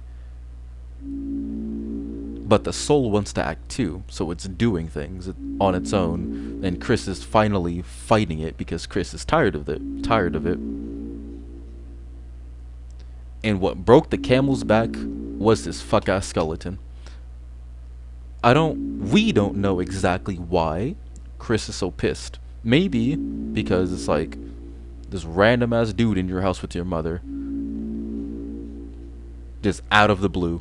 We don't even know him like that. It could be, maybe, secretly they know Sans. Or, according to a certain dialogue in the beginning, they remember Sans. They may remember Sans from somewhere. So, what if the soul knows what's gonna happen and is trying its damnedest to hurry up to avoid changing a fate with Chris? Yeah, that's what I was saying earlier. The soul most likely knows what happens, or what's going to happen. This is why I assume that soul is from one of the knights, whether it was summoned or not. Maybe one of the knights died, and Chris summoned their soul, or some shit. All I know is the soul is connected to something bigger.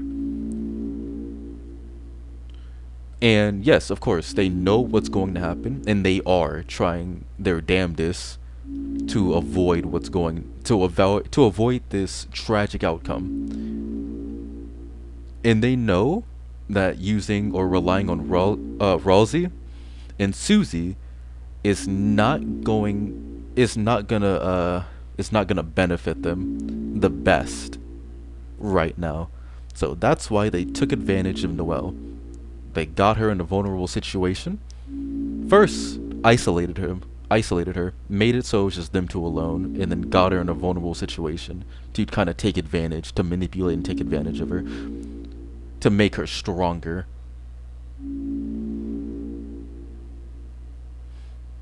Actually, do you remember what Flowey did in Undertale? At one point, like the point where he took souls, upgraded, possessed people,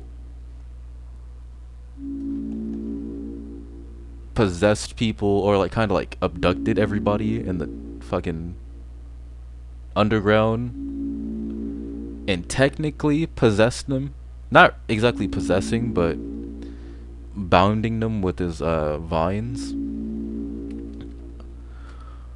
Or let me think. Killing Asgore.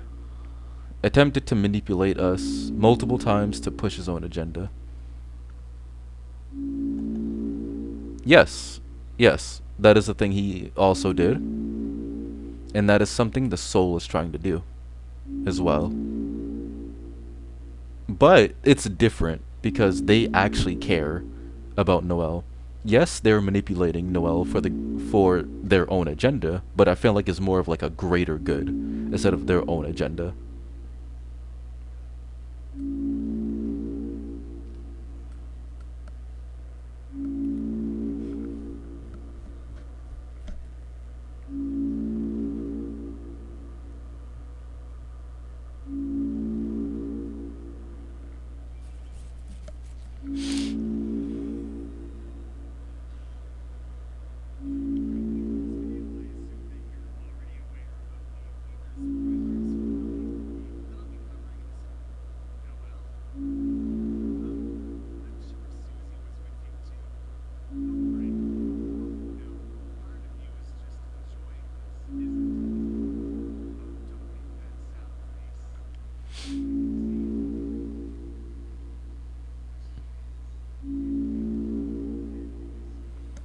Goddamn ad. Yeah, I stopped talking after a while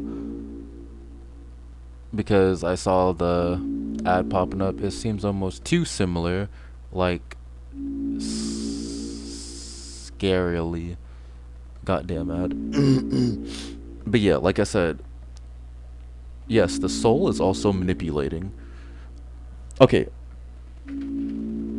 Uh yes, the soul is also manipulating, using manipulation tactics for their own agenda. But this is more different than Flowey because they are choosing at the moment, they are focusing, as I was saying, scarily similar to Flowey's actions. Yes, you're right. But right now they're focusing on Noelle. Maybe because she's like the easiest target, or maybe they know Noelle has potential, or once again, it's to protect Noelle, make her strong enough. But they chose to manipulate Noelle, make her stronger, and get her prepared for what's going to happen in the future. I personally don't think it's for like their own agenda. Like I said, once again, I don't think it's for their own agenda or for anything like bad, but more so to to to stop the prophecy from happening, or like the outcome from happening, to also protect Noelle. Maybe Noelle's the key, or maybe they just need Noelle to stop this.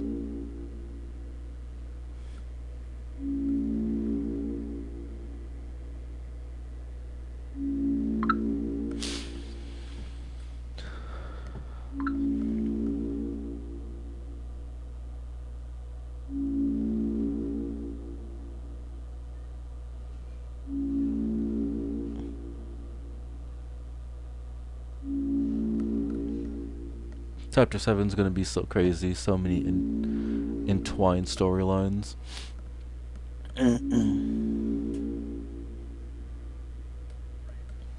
You know, you're right. It.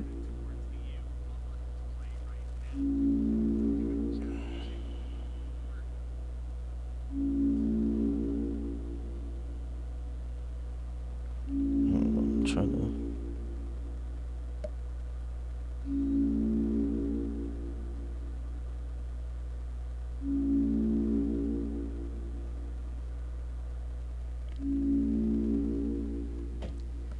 Perhaps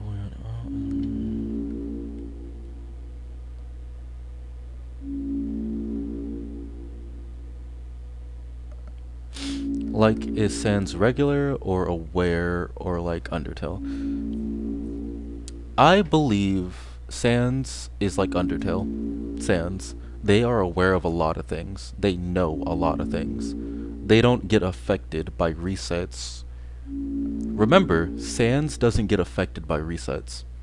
Chara reset the world of Undertale. In Genocide, at least. And I'm going to assume that somewhat, there's some part of that, some part of Genocide route carries over to Deltarune, because this is a whole different alternate reality or an alternate world, a multiverse, whatever the fuck. And Sans is still there. Sans acts like they don't know us. Of course, they don't know Chris. But when we say, oh, like mention something about knowing Sans or seeing him before or whatever, he acts like this is the first time they've met. And then when you go and talk to him again, they act like they've never met before. Even like they act like they haven't met before and they've never told us about his brother. And even Papyrus is scared to go outside for some reason. So, maybe they know. Maybe, hear me out. Because again, I know it doesn't really add up right now. But I think either Frisk or Chara. No, it makes more sense if it's Chara. Sans didn't die in Genocide. If the world reset while he was dead, what happened to him? I think yes, the world reset when he was dead. but I believe because he was brought back, it was kind of like him being revived. And since yeah, the world got reset. He wasn't recreated. Exactly. The world got reset. So I'm assuming that counts. That counts as a reset. Like your general reset. So it pretty much just brought Sans back to life.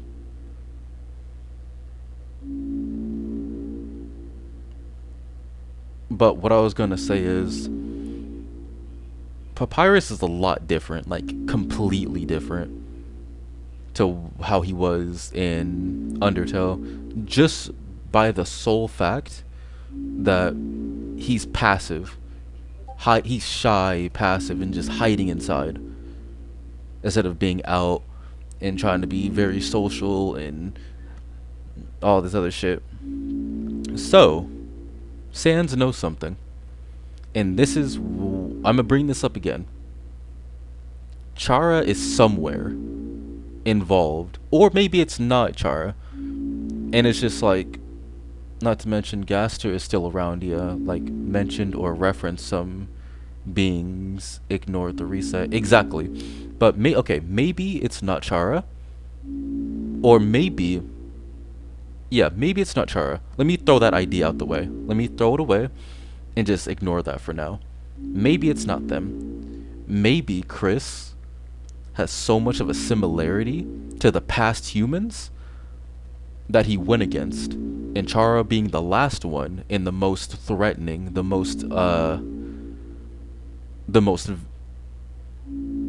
only one that seemed to be a true threat to him. Chris is similar to that human. So he decided to keep his brother safe, keeping him inside, and arrived to maybe like watch over the town or some shit. Because remember, he did just move in.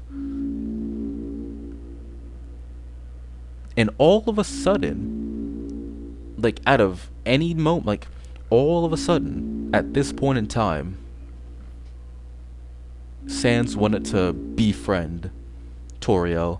Like, for some reason, their paths crossed right now, and Chris is not fucking with it. I'm pretty sure Toriel has made other friends with like male characters in this town, and it doesn't seem like, and it's not like Chris started tweaking. He's keeping an eye on us. Exactly. It's not like Chris is tweaking when he sees Toriel talking or having fun with any other person. This is the first time it's seen and mentioned. He's not fucking with Sans right now. So, Sans is not supposed to, according to Chris, Sans is not supposed to be near them. This is not supposed to happen. Sans is keeping an eye on Chris. Chris is not fucking with it. Chris is not fucking with Sans. There's a reason behind it. Because I'm gonna throw in my like theory back like some time ago, like some minutes ago, 30 minutes ago, whatever the fuck. Whereas like it's the whole thing that he thinks Sans is gonna replace. It's not the fact that Sans is gonna replace Asgore or anything. It's not that. Throw that whole idea away. You gotta realize he also made Susie uncomfortable. That probably also bothers Chris. Yes, you're right.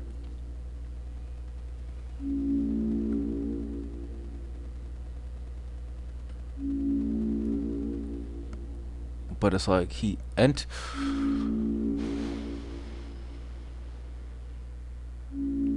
still mad at the fact that this bald bitch, this fuck ass skeleton entered my house at this time of night. Out of the blue.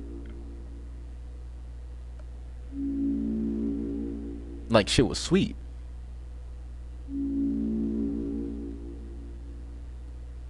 But Sans is going to be more active now.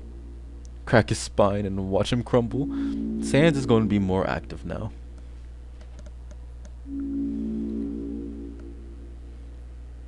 He's actually going to be involved in the story because he's now close to Chris.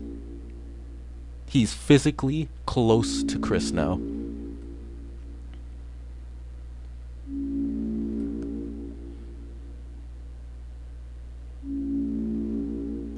In the way Chris reacted to Sans, they're not letting that slide.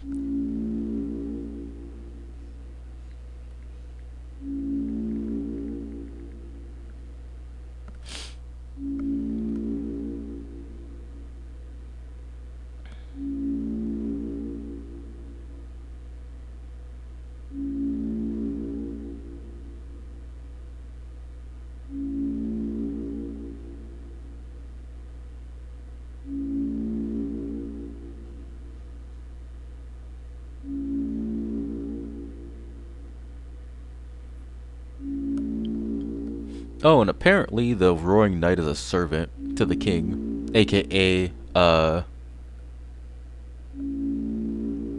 Lancer's father.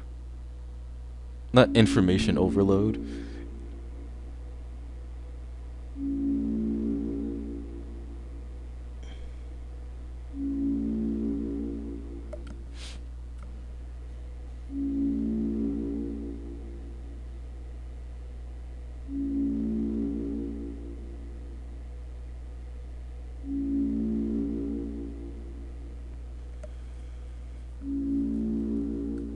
Callback ping.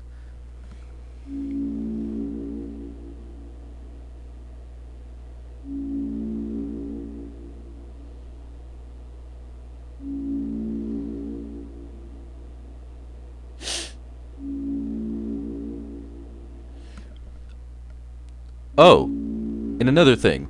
Not only is the Roaring Knight the king's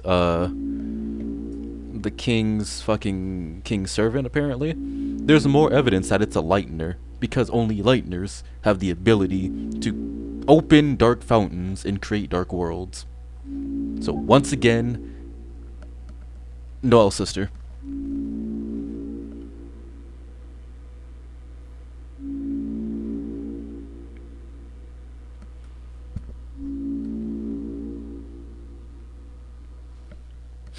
Now I gotta find a video on every secret in these 2 chapters.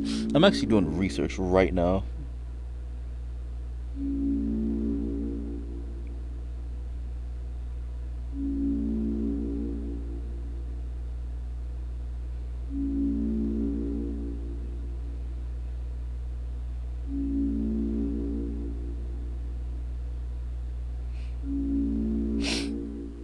Okay, so apparently in one of the endings, motherfucker, pull that shit up for the stream. Let us see that shit. Hold on, let me see something.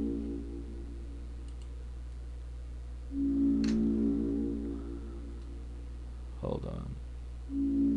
Let me see how I can do this.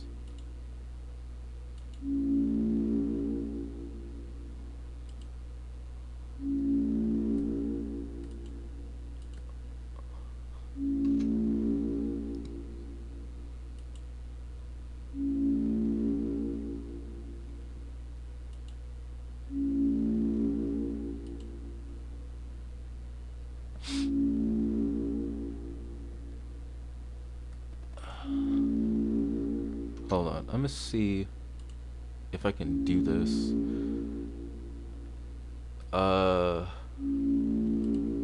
If I can swap website, gameplay, window capture. I'm gonna do window capture.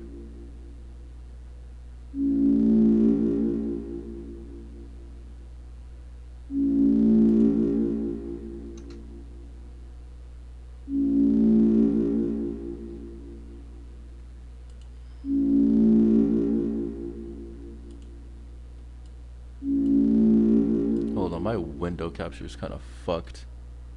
love how the community shipped Sans and Toriel until now because it's the worst possible time. Man, shouldn't have shipped that fuck with her anyway.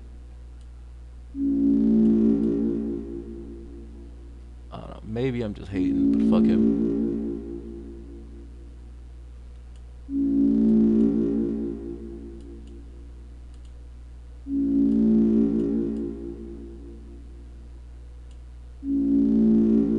This looks so weird. Double Deltarune, exactly.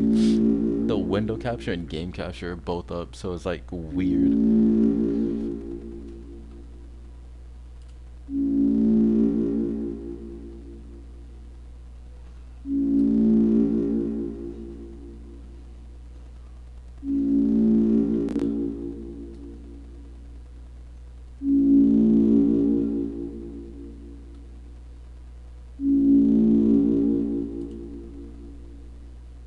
Hold on. Okay, so I can window capture.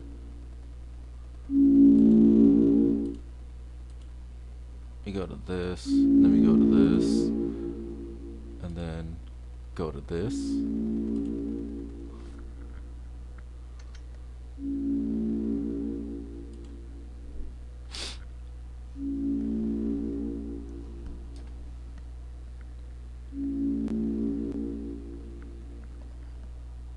Hold on, I'm gonna wait and see if you can see my browser now. Let me refresh.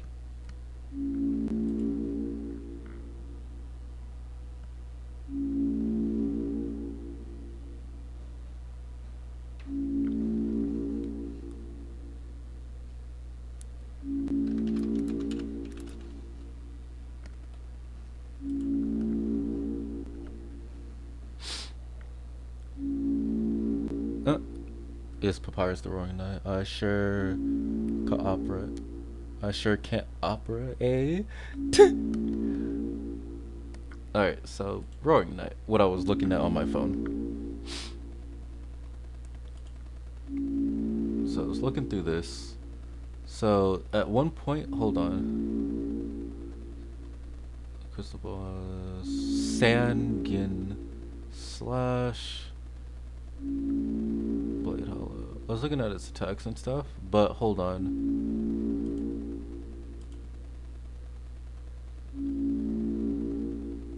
The night before laughing at Susie, the Roaring Night with. But hold on, let me see. There's a part where I was reading. Either personality. So there's in one of the routes, it says when defeated, the Roaring Knight. So okay, in one of the routes, I guess the normal route, you actually fight and defeat the Roaring Knight. And when defeated, the Roaring Knight swoons all party members except Chris, forcing them to kneel while placing their sword on Chris's shoulder, similar to a knighting.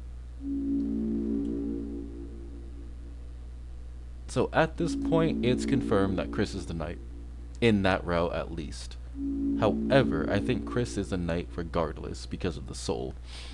Again, a theory that I think the soul of one of the knights is inside of Chris. That is still, and for now, gonna be my theory. Right after 10, I give Toriel back to the trio. The knight appeared out of nowhere and slashed both of his arms, killing him. Then the knight attempted to take Toriel before Susie stops them from taking her. The trio. I wanted to know something. So it's a strategy. Theme is similar to Burn and Despair. The theme of Azrael's, the knight's battle theme, has instruments similar to Burn and Despair. The theme of Azrael's second phase in Undertale, in a melody with similar notes to Don't Forget. And so this is also going closer to making me believe this is Azrael with that little bit of evidence. One of the knight's projectile types looks similar to the rough shape of a flare de lis in the mind aspect held by I'm not from Homestuck. Yeah, I don't care about this. What if the knights are the four horsemen? But there's three of them.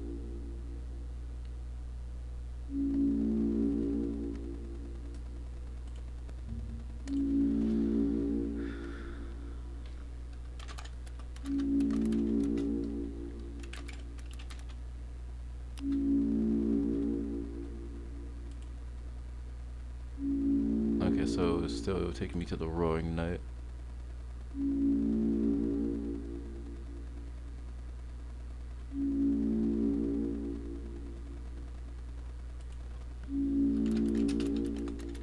I could have sworn we could meet a fourth. We got 3 more chapters, gang. In Deltarune's term, 3 knights refer to the legend of the 3 heroes from the prophecy of Deltarune. These heroes. That's not what I mean. I'm looking for this picture. Or maybe it was only one? Hold on.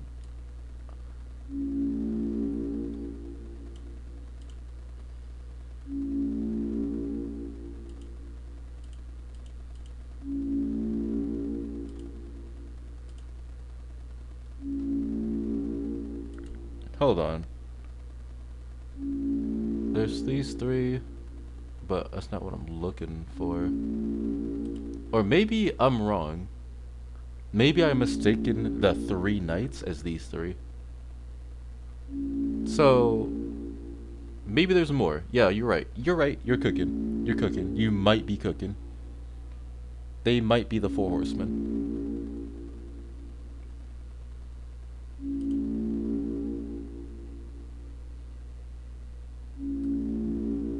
This right here might be Chris. 3 is an odd number. I don't fuck with odd numbers. Hey, that's fair. But this right here looks like a human. This right here is Rosie. These are the Titan's eyes and everything. And that right there is Chris.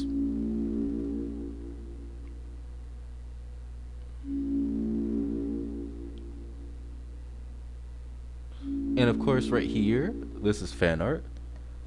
But it's evidence of this. It's like putting this, making this a character. So Chris is a knight, or a human is a knight, was the knight back then. I don't know what the fuck they're circling here.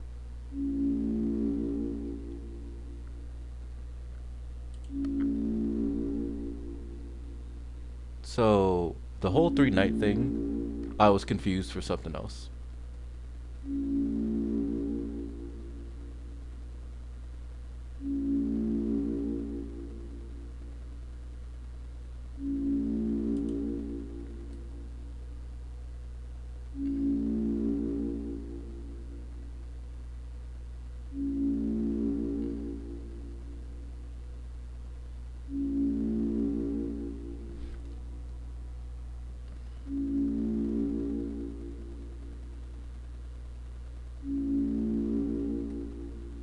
This black shard. The knight apparently drops a black shard. And people are thinking, I guess there's people thinking that Carol, Noelle's mother, is the Roaring Knight. Because the antlers, and Asgore mentioning a black shard, which is something the Roaring Knight drops. However, I don't know if that alone makes her the Roaring Knight.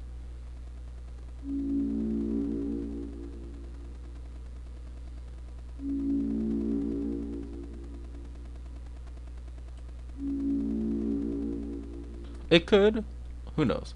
But now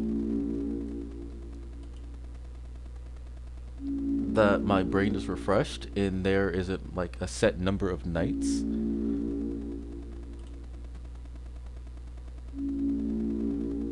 okay, I remember now. There was only 1 knight mentioned in the story. It was a knight went around summoning. There's a prophecy of a knight summoning fountains to summon these titans to start the fucking rumbling at this point. I guess we all, or a lot of people, assumed the knight was Chris. Maybe back then the knight was a human. The knight that did something like that in the past or was originally prophesized. It has to be either Azrael or Noelle's sister. It's the perfect in-between. But since I actually don't even know if this right here is real, because it's on Twitter.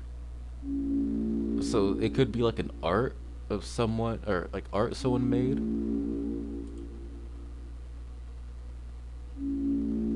Yeah, I don't think this is real, so I'm not gonna go off this anymore. I realize where it was from, and this could just be art. But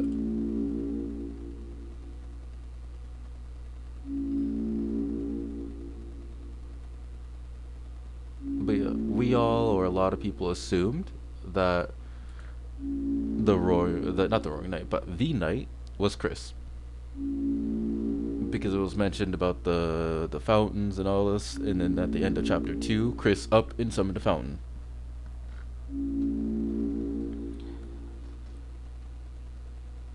Not sure if the prophecy or like the story was like a past event, or maybe in it's prophesized that the night, this human night, or just the night in general. I'm not gonna say human night, just the night is gonna create fountains and start the rumbling. And yes, I'm just gonna call it rumbling because that's pretty much what I'm getting at right now. And right now I'm kind of just clicking at these interesting Chris being in the roaring night things. But now, with this information and with this like refresher in my brain, I have another theory. So, this roaring night specifically could either be Azriel or Noel's sister. Right now, because of this evidence, hold on. One of the knight's antlers closely resemble those of the Holiday family, leading many to believe that they are likely Carol, December, or even possibly Rudy. When first summoned, the knight's blade may resemble a wiffle ball bat, which lends more weight to them being related to deaths. December. The night appears. It should be noted that Noel, December, and Carol Holiday are all implied to be left-handed, with Dessa's mouse being on the left of her keyboard, Noel's in a similar fashion, and Carol's katana in the Holiday kitchen being hung with the handle facing right, which would be the correct traditional orientation if the owner were left-handed. If defeated, the knight does not attack Chris, merely forcing them to the ground. Yes, I mentioned this. Chris has not been attacked exactly, just more pushed back ground in a manner reminiscent of a collid or knighting. During the I don't know how to say this word, I'm sorry. I'm a little stupid. During the fight against the knight, revived us sometimes more. Testing needed, heals a down Susie. The knight is heavily implied to be a lightener, as they are freely able to travel between the light dark worlds. Susie suggests that the knight would be unable to win in their light world form. Like I said, it's a lightener, so it's obviously someone that we know, or someone Chris knows, because they can freely go from both worlds. The knight's palm seem to be similar to the mystery man's palm. The knight likely uses a helmet, since in the chapter 4 dialogue with Chris thinking about them reveals it. The knight bears a striking resemblance to two of the titans depicted in Rosie's explanation of the roaring. The knight is the only boss that drops a shadow crystal, which doesn't have any requirements to encounter, though the shadow mantle is recommended. It is not a necessity to encounter or beat the knight. Add.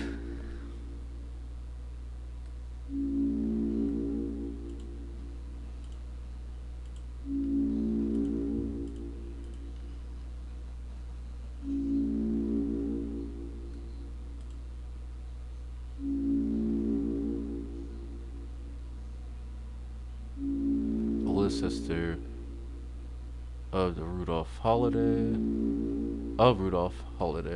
and Carol Holiday, and the older sister of Noel Holiday. Dialogue spoken by Noel in chapter 2 heavily implies that she is either deceased or missing. It's December. The Howling Night or the Roaring Night is December. She is either deceased. It heavily implies that she is either deceased or missing. She's not dead. She's missing. She's the Roaring Night. Childhood friend, Azrael's childhood friend and possible love interest.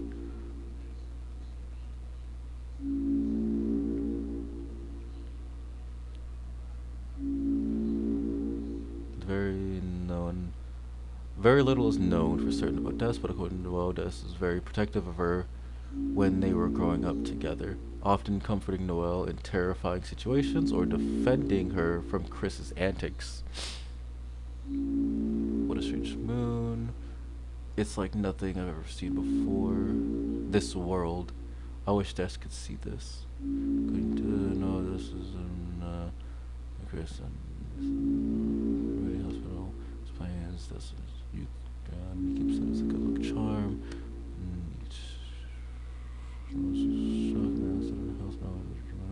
Similar to the time when Chris told Noelle that Icy was real nature. Nah. Chapter 3. This is shown in flashback during this dialogue. Shown sitting with her and Chris on family watching television. Chris can enter this room. Enter to find December, Christmas. Flashback. December during the spell. Those rooms in this calendar where every day is December 25th. Since her room is based on her search history. Pull up an image of Roaring Night again. I'm gonna inspect that armor.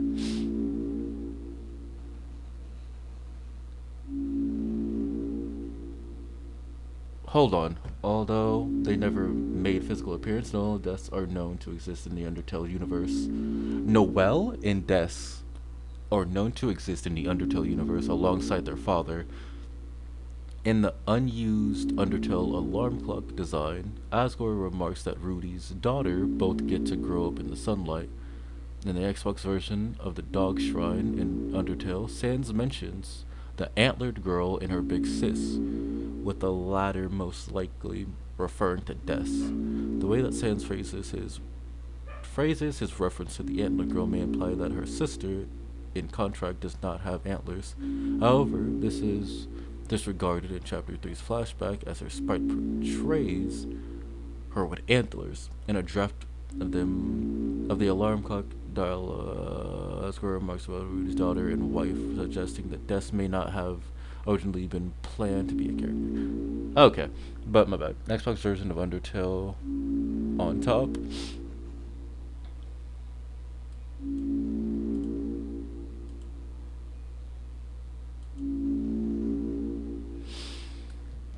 The Roaring Knight's Arbor. It's Noelle's sister. And the person that called is either her.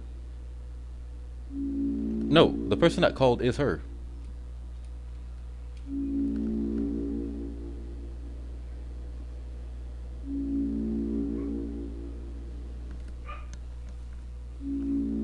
I'm not gonna say it's Azrael because I feel like we'll get a different reaction out of Chris, or we'd recognize the voice from either Ralsei or Hyperdeath Azrael or Adult Azrael from Undertale. Xbox version of Undertale. Plus, Azrael, yeah, Toby could make an armor that is so sexually ambiguous. That is true, but the antlers throws it off. This is a woman. Left-handed, too. Hold on. Hold on. Hold on. Hold on.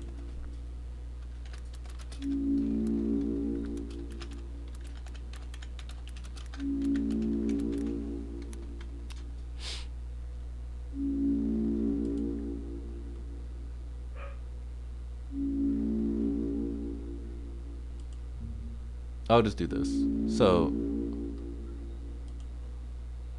yes, God of Hyperdeath Azrael has these markings. on his face. So, hold on. But that's not what I'm trying to look for right now. What I'm looking for is the way Azrael attacks.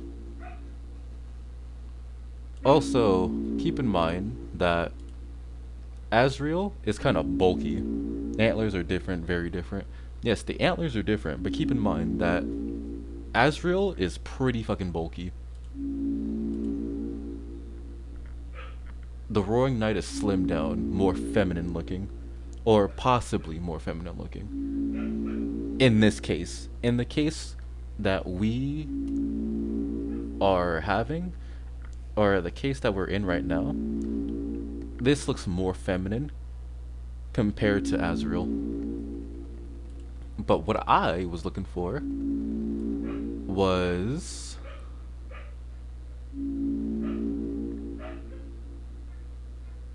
I wanted to know if Azrael was left or right-handed. That's what I came here for originally.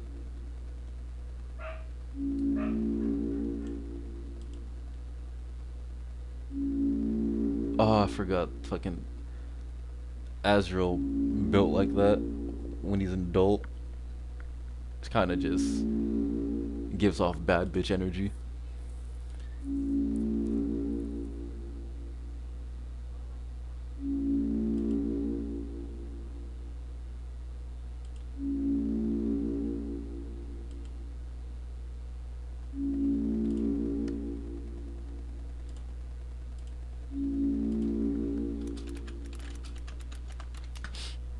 He only ever holds dual swords. Ah, you're right. Fuck, you're right. You are right. This right here. He only ever holds dual swords. Boom! Evidence. More evidence. Right there. He may not be like one-handed. Like, he may not be like dominant in one hand, but he wields two swords.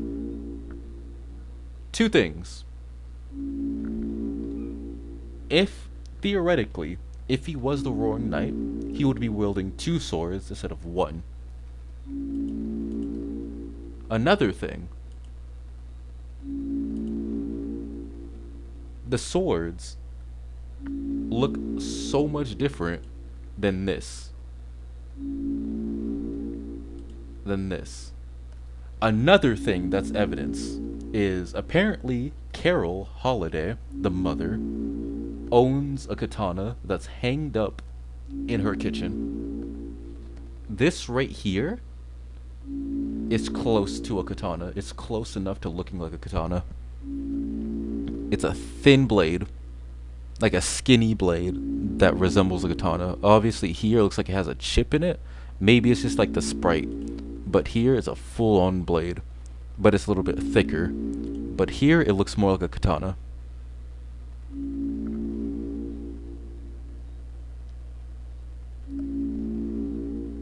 So she either... It's fucking Des, holy... And plus, we don't, like I read, we don't know where Des is at. We know that Azrael's in college, and we used to talk and all this stuff until we just suddenly stopped. Des vanished and went and hid in the bunker. Like I said, those noises and shit, we assumed it was like Gaster and shit, like a little Gaster Easter egg. But the Roaring Knight obviously casually went into that bunker. Des lives in the bunker. She's been hiding in the bunker.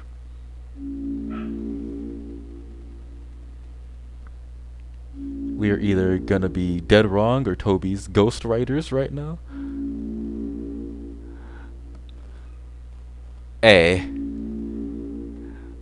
Strangely enough, I'd rather be Toby's ghost writers right now. Because that means we're right. We are cooking.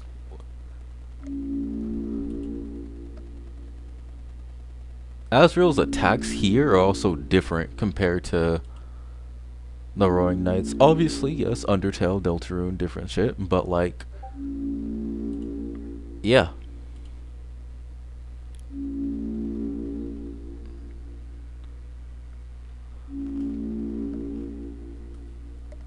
But hear me out. I have a feeling that Des right now may be the only knight, quote unquote. But in the main route or whatever, in the original route, the more happy go lucky route, Des or the Roaring Knight knights, or yeah, they knight Chris, making them their knight or a new knight. So keep that in mind. Chris right now obviously is a different route. If we are right, I'm gonna email Toby for my check. In okay, in even in the regular route, Chris is ready to crash out. They literally climb on the fucking window panes or whatever the fuck and just stands there, about to hop out the window after Susie leaves. They are about to go cause havoc on the world. In the in Snowgrave route, they seem to be red. They seem ready to crash out, but it fades to black and shows red. Not sure what that means. Maybe it shows that they're about to fucking link up, merge with their soul. So, I think, personally, what I'm getting at is that Chris is finally going to become one with the soul, be the perfect connection, similar to the way that Chara and Azrael merged together in the past in Undertale. Chris is going to upgrade, become a new being, and become, well, quote unquote new being. It's obviously going to look and be Chris, just with a more aggressive personality, because Chris is already deciding to be more aggressive now. But I think Chris is going to of show more aspects of being a knight. Or yeah, Chris is gonna become one of the knights. Is gonna become a new knight or a second knight. The soul is trying to strengthen Noel. So I think their plan is to upgrade into a knight. Does that mean more aura farming? It does. It means more aura farming. The soul knows something. So maybe what they're trying to do is either make Noelle a knight instead, or they know that they're going to become a knight. Wait until Noelle's strong enough and then knight her, so she would become the third knight. Either she will or Azrael will. Because we're obviously, sooner or later, we're going to see Azrael. And he's either already a knight that's not the Roaring Knight, or he's gonna become one. And we're going to see God of Hyperdeath Azrael again.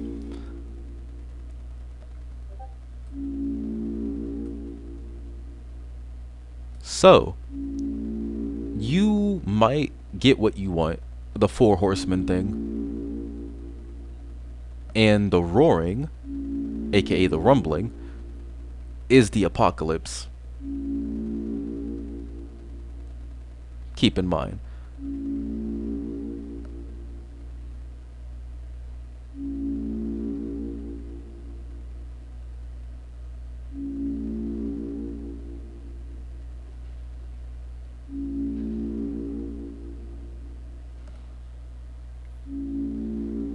Well, it's quote unquote an apocalypse.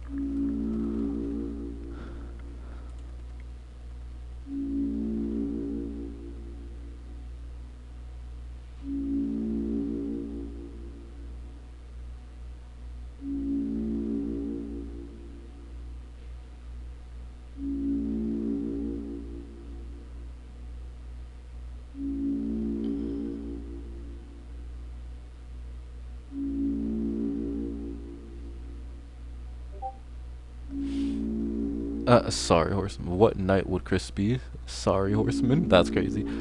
Hold on. In chapter 2, when the dice brace is equipped on Noelle, she says, hey, you jumbled it.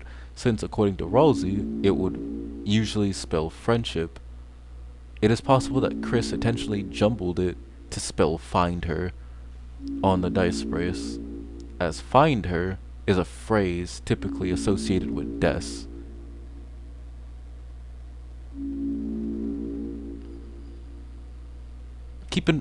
Remember, Chris got a phone call involving Noelle.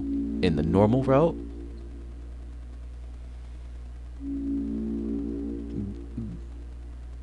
the voice tells Chris, or reminds Chris, that they promised to protect Noelle. In Snowgrave, they tell Chris that Noelle is happy, would be happy to go to the festival with them. They both involve Noelle. They both heavily involve Noelle. And it all seems to be positive in some way. The only other person that cares about Noelle's so much, besides, Chris and the soul, is Des.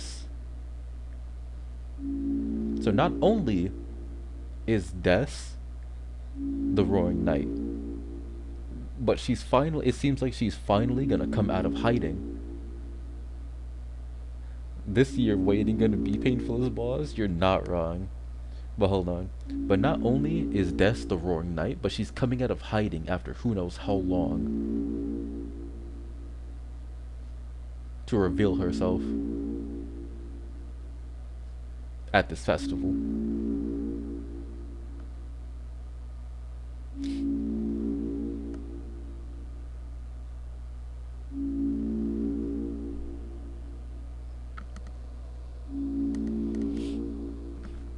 And remember, if we're correct, and this is Des, even though there's a lot of evidence that implies this right here is Des, a December holiday, there is a reason.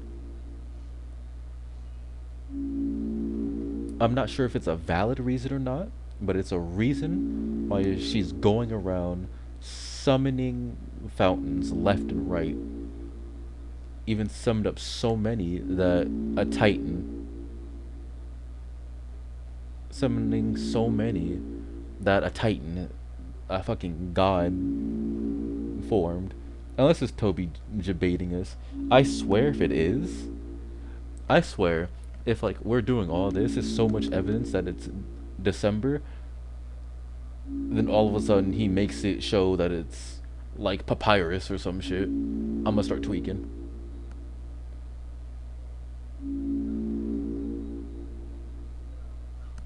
Fucking Monster Kid is the Roaring Knight. I'll start beating us.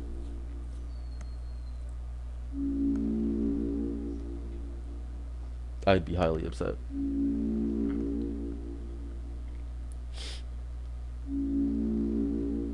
If I hear Papyrus Goofy music, I'm a tweak.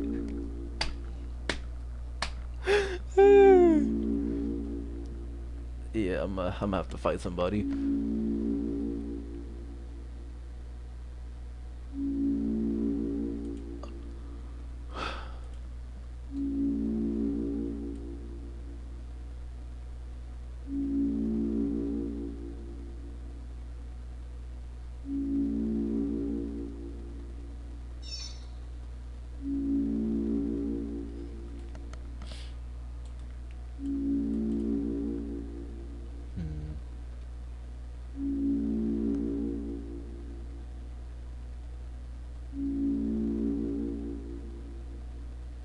Oh yeah, and this is a helmet.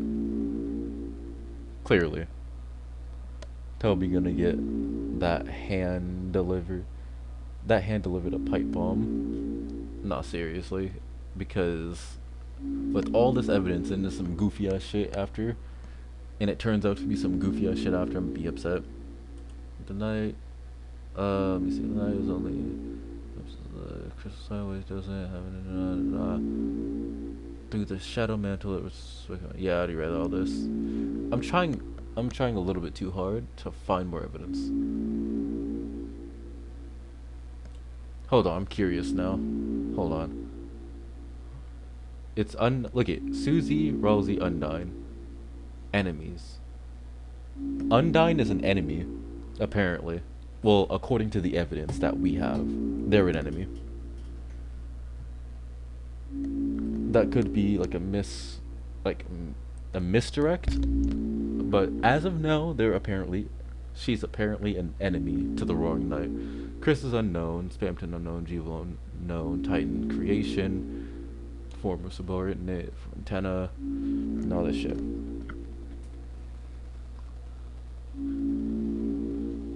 Strange Knight, CM, My Night King, Roaring Knight, the Knight. Now, what I'm curious about, because people had to piss me off.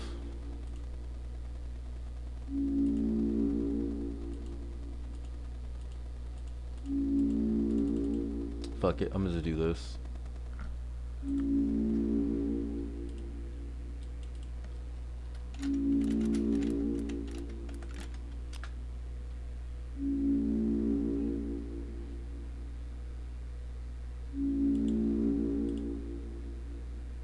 Let me do that.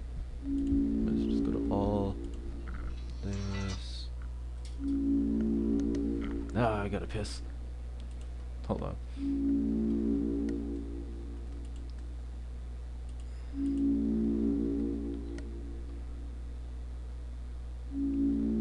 Unnamed younger brother, presumably Papyrus, Toriel, friend.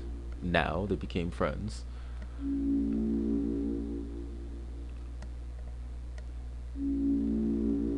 Okay, so let me see.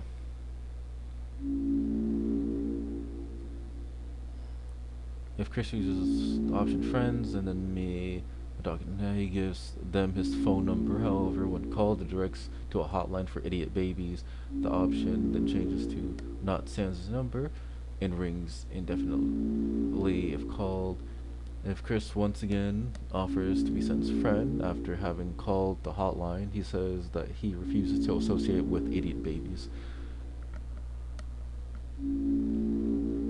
Chris starts to leave, and says that he needs help with something. Chris can choose to answer the yes or no, since a different dialogue depending on how much time Chris took to answer. If Chris says yes, then explains he needs someone to play with his brother. Yeah, versus the side world. Chris goes short at that, walking to the left side. Goes triggers a cutscene where Toriel buys eggs, and she and Sans exchange egg jokes before being interrupted by Asgore. Chris may choose to talk to Sans about his brother, and he says that things didn't work out and Chris cannot meet his brother today. However, if Chris did not speak to Sans in chapter 1, he expresses surprise that Chris knows about his brother and jokingly denies having one. He also has some interaction with Susie, who finds his sense of humor exasperating.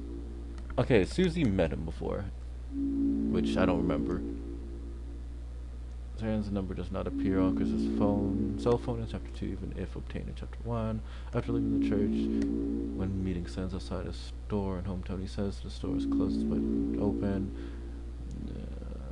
Clothespin.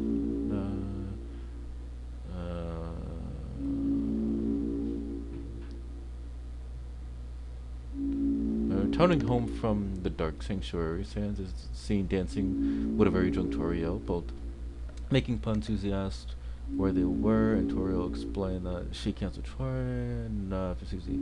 Okay, Toriel asks if Susie wanted to sleep over, and she declines. Wait, hold on. Chore practice due to rain. Shy looking at Sans, then asking if they. And she declines after Susie leaves. Sans asks Chris if they wanted to party, but decide to go to bed instead. When Chris is in bed struggling to sleep, Sans and Toriel can be heard talking to each other with several rim shots playing. It is then interrupted by dialogue from Chris's phone.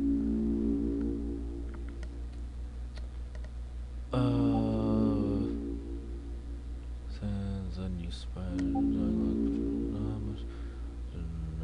Most official. Sans slippers. Much such a recognizing forms. No, his brother. Yeah,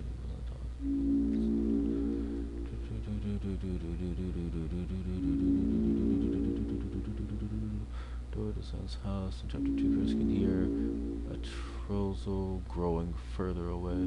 This can also be alluded to imputing Papyrus as the vessel and or creator name provokes in a typical response. Just found the funniest tweet ever, sending it to you. Alright. I looked through like Sam's little wiki thing to see if I can find some information that I don't already know. Maybe something that connects with Chris. You're not gonna win. Sans, Deltarune, and Sans Undertale are two different people. Sans Deltarune is a jackass homebreaker. Nah, they're the same person. It's just in this place he decides to be a homewrecker. Now you gotta get folded.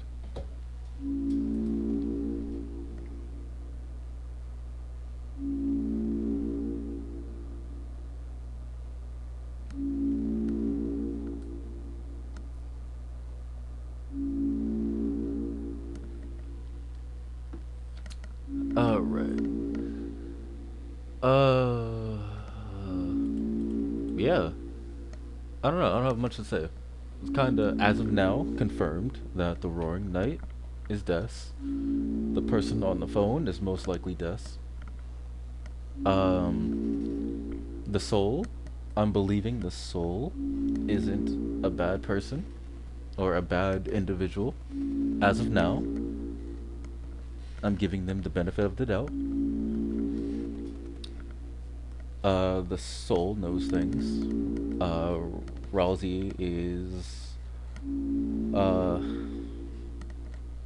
bad for trying to be a pacifist, because according to their rules, or they're like them wanting to be a pacifist and be friends with everyone caused the rumbling, or not. I keep calling the rumbling, caused the roaring to happen,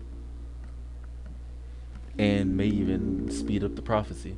So, the soul, being the more intelligent individual it seems, decided to use violence, and that may be the cause, or a way to stop bullshit from happening. And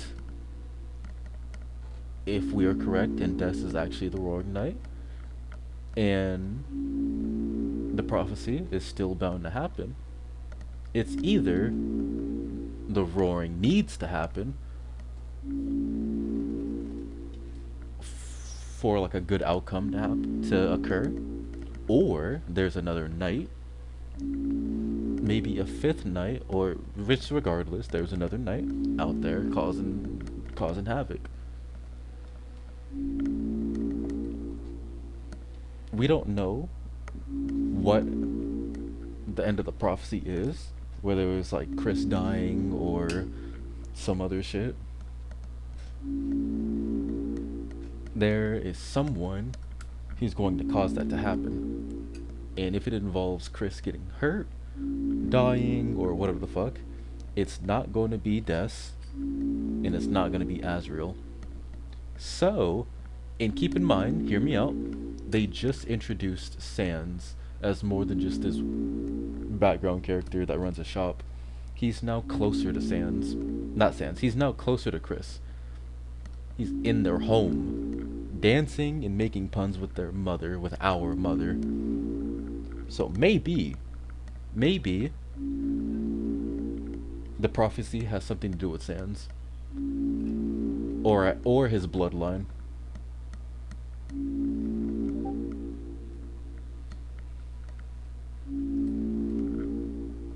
Also, I'll be right back because I really have to piss. You can let that sink in, and I'll be back.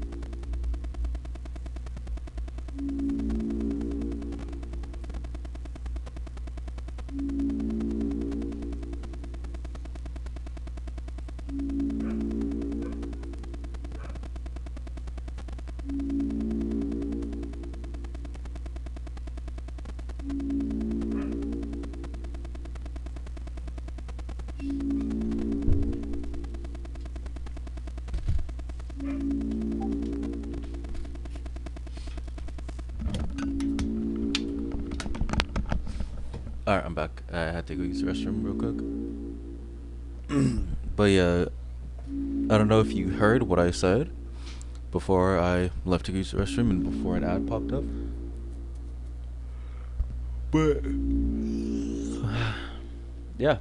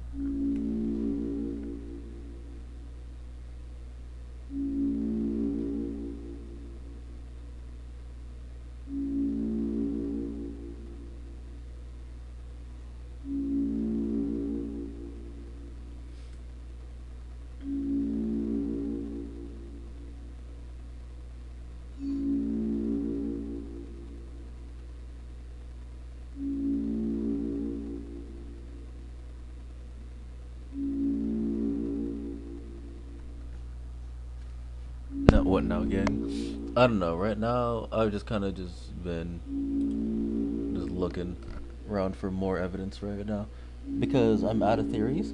Shit's we've already started connecting shit together.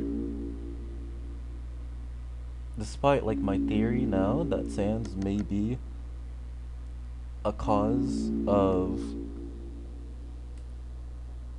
an outcome of the prophecy just because of his arrival, the way he's been like thrown into the story.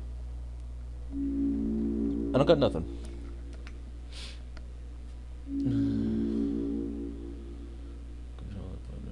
Sans had carried Chris to school and due to very close since. Also, you were talking about the horseman thing. Let me see.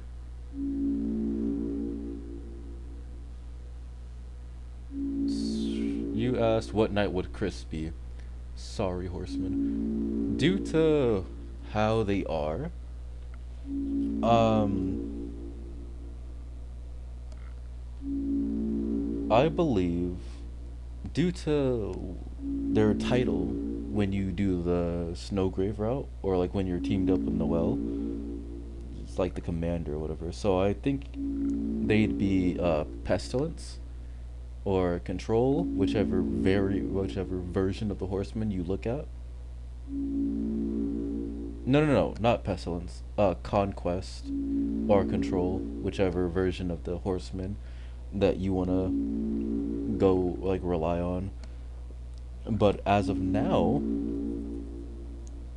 as of the end of chapter 4, and the assumption and the hope that Chris and the Soul are going to be like stand ready for my arrival worm. That's crazy.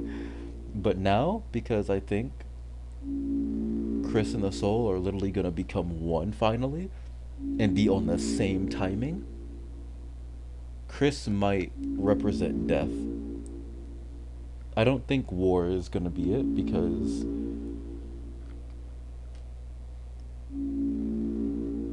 won't be any like there's no war in a slaughter, in a genocide. War could also just be close to like just battling, fighting, whatever. But when it comes to Chris, or at least when it comes to the Soul, and hopefully now Chris, it's a slaughter, genocide, a massacre, something to get over with quickly. Death comes, swoops in, and takes life. What the Soul wants to do, what Chris will hopefully do as well. The Soul used Noel to carry out that. It's either Chris would be conquest, control, and Noel would be death. Actually, no. There we go. We have it. If Noel becomes a horseman or becomes a knight, then Chris will be conquest and Noel will be death.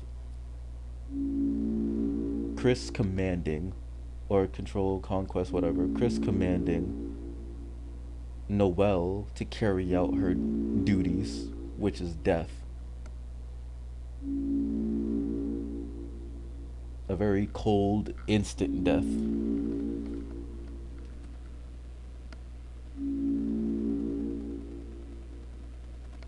Or would probably be, sounds fucking raw. Deaths would most likely be, war, I feel like. And then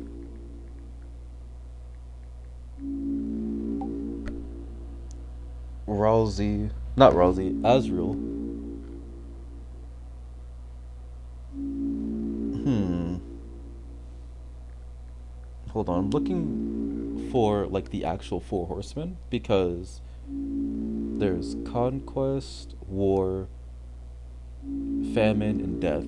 So, because it's sometimes replaced with like pestilence, that's why I looked it up. But Azrael, I guess, would be famine, which I'm confused.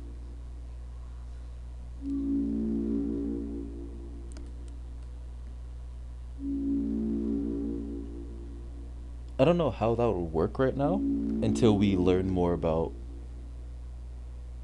this version of Azrael. But as of now, the four horsemen are pretty much set in stone. If this is really a four horseman thing, type of situation.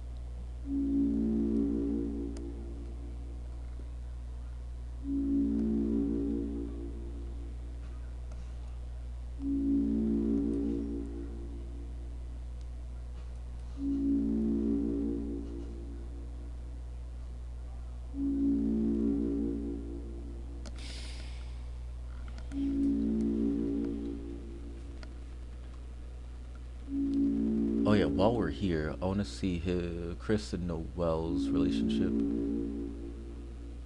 I think this is updated to for chapter 3 and 4.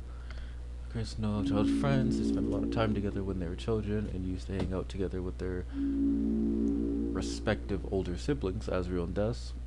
Chris used to prank and scare Noelle a lot, but she in turn was mostly nice to them. In chapter 1, Noelle implies that she usually helps Chris with their homework and gives one of their pencils to them if they lose their own.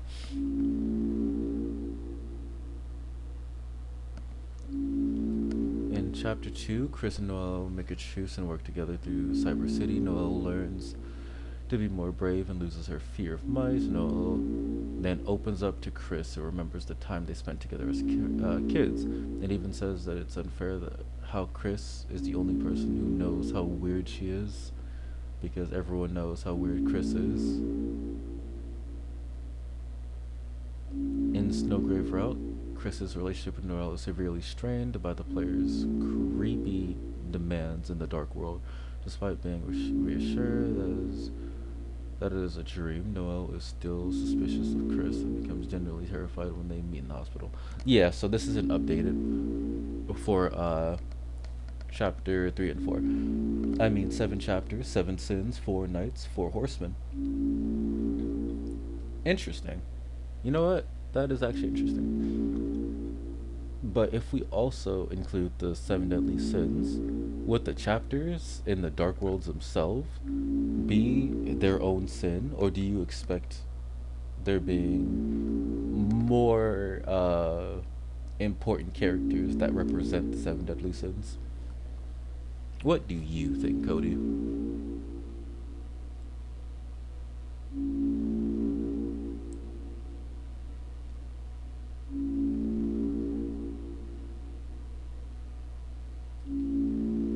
Though she did not tolerate some of Chris's mischief, Des once smacked Chris with a wiffle ball until they stopped lying to Noelle that Ice E was real and eats kids.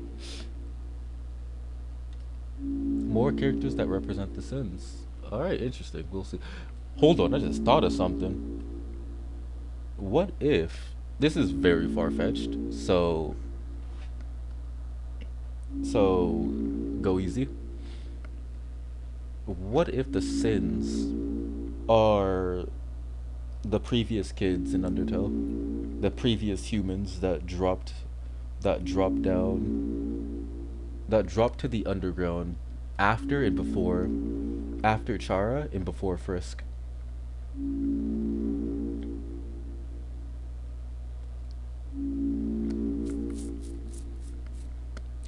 I don't know if that's gonna work because I don't know how many fucking souls there are. Hold up.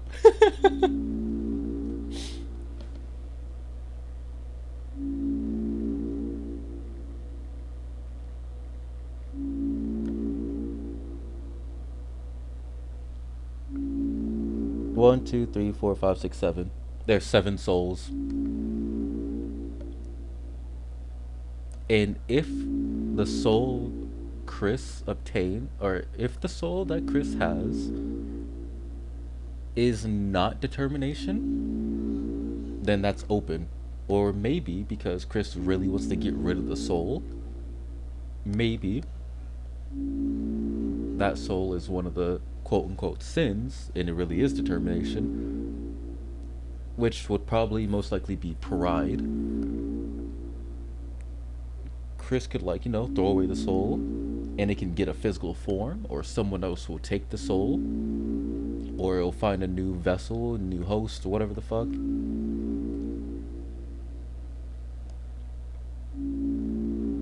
And become that sin. And this is going by this 7 deadly sin theory.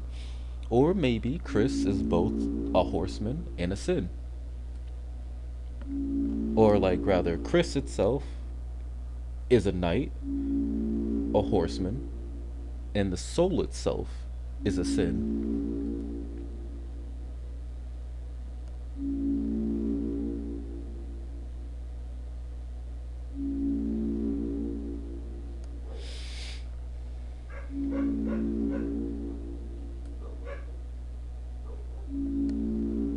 This writing fire as fuck.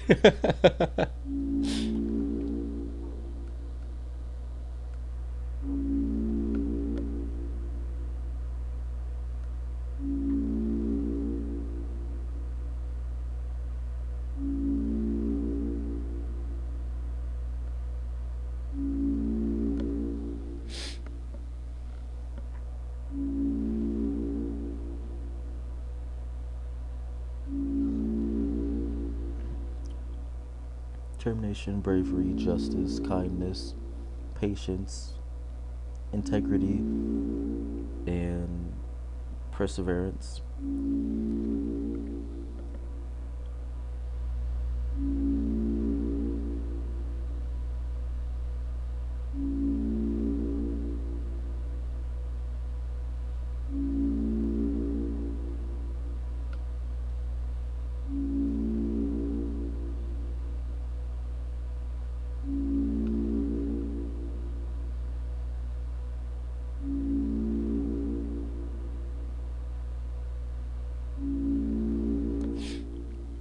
The FNAF chapter releases tomorrow in Dead by Daylight. I thought it was already out.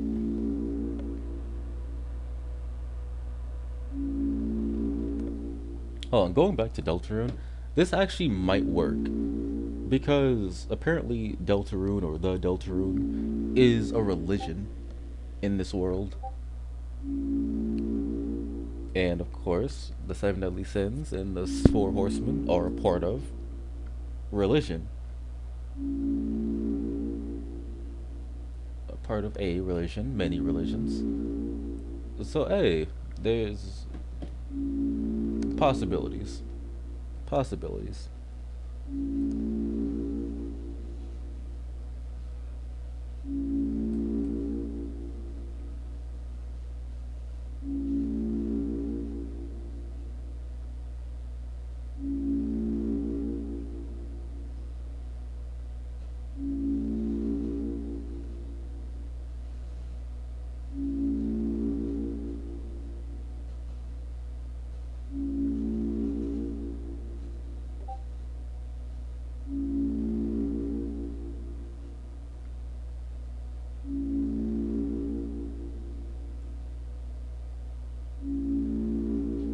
My brain is spazzing.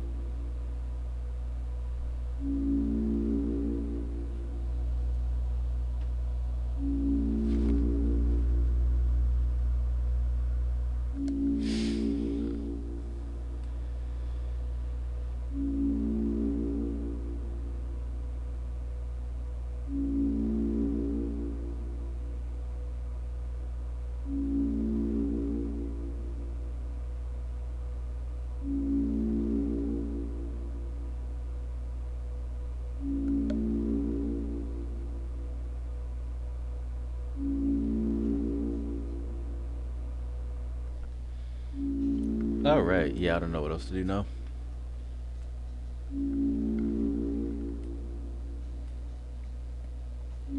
Right now, I'm kind of looking up. I somehow stumbled across me looking up Azrael and Chara merged, and another theory came to mind, which I don't want to go on too much about, but it's just simply the fact that Azrael and Chara merged, allowing Azrael to go up to the surface. Maybe Rosie and Chris merge, so they can technically take Rosie over to the light world or to the normal world, or maybe give them a soul to be able to do that.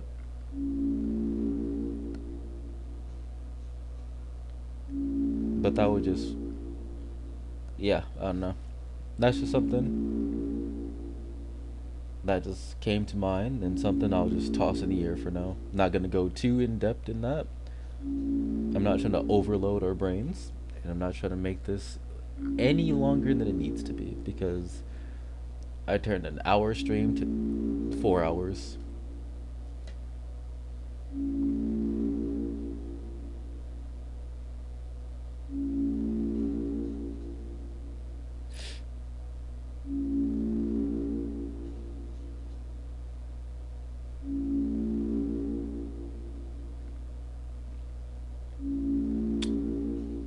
So, uh, yeah.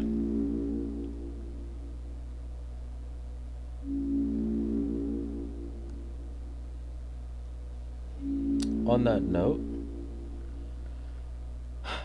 I'm gonna finally end stream. I'm gonna head out. I'm gonna end stream. It was fun playing this game. Gotta wait till next year for chapter 5. Hopefully, Toby releases chapter 5 and 6 next year.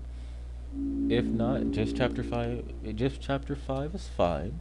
But, like, my greed and lust for more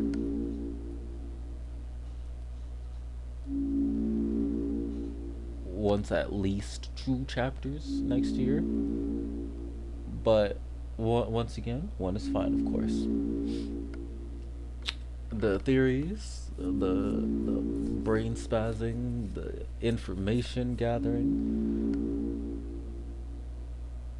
the threads being knitted together was fun, interesting, and informational. We can only hope and dream. Exactly. No pun intended. Nah, not even a pun. It's more of just a reference. But, or maybe it could be a pun as well. All references intended. I just really can't wait to see Azrael because I want to know what he looks like in Deltarune. But once again, we just gotta wait. Hopefully, we see him at the end of chapter 5. Hopefully, we get to kill Sans again. Hopefully, we get the opportunity to kill Sans again. Because I refuse to just. We refuse to just take this disrespect lightly. Bro really walked into our house. Jump Sans, exactly. Bro really just walked into our house. Like he owns the place. Just dancing with our mother. Being a home wrecker in front of our salad. Like shit's just sweet.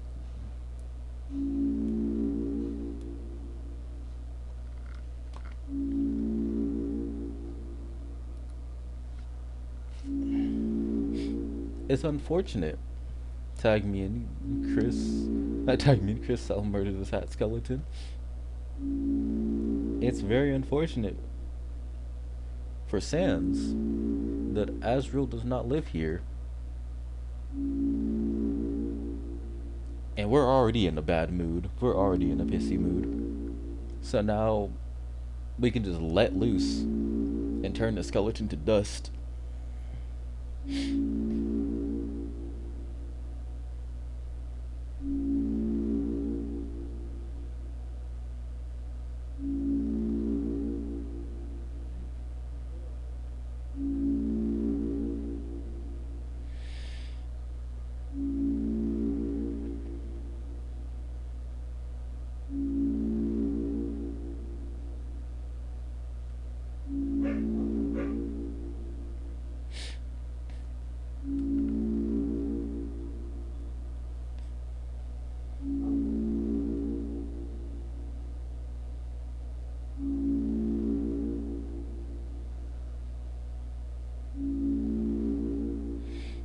But yeah, I'm finally in my stream now.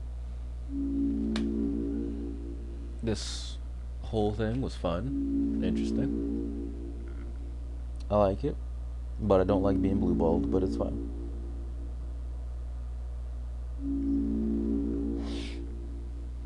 Difference between Frisk and Chris is Chris got hands. Exactly.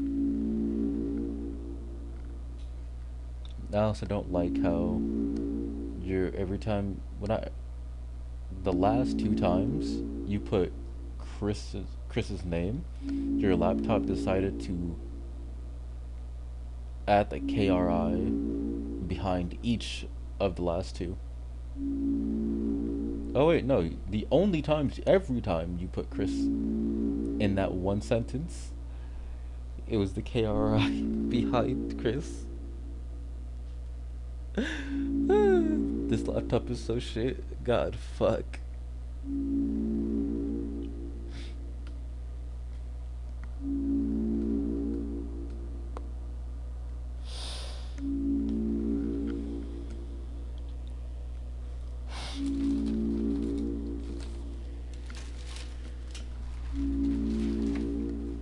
I can't wait to get my phone back.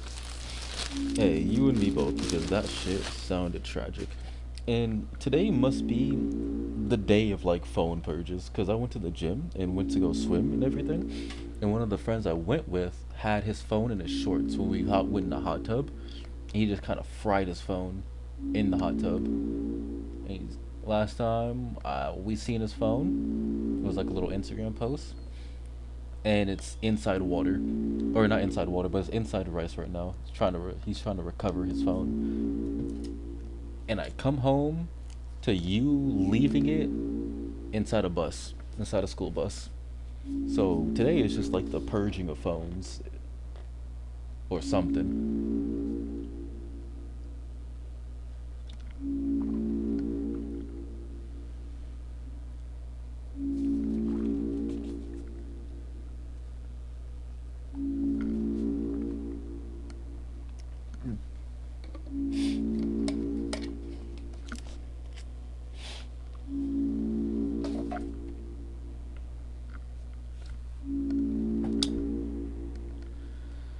Okay.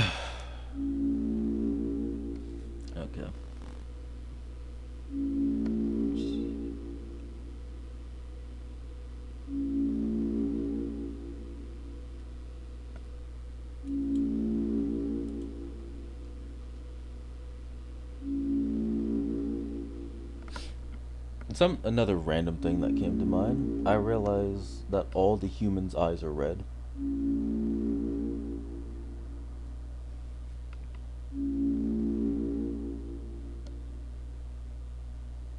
Even Frisk, at the end of the pacifist and neutral route, when they're in bed and open up their eyes, they're red.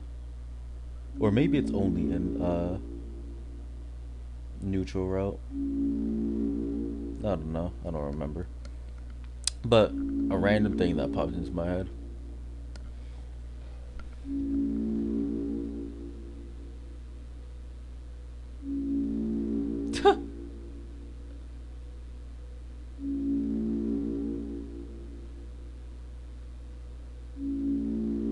I realized also Chris may generally be a clown.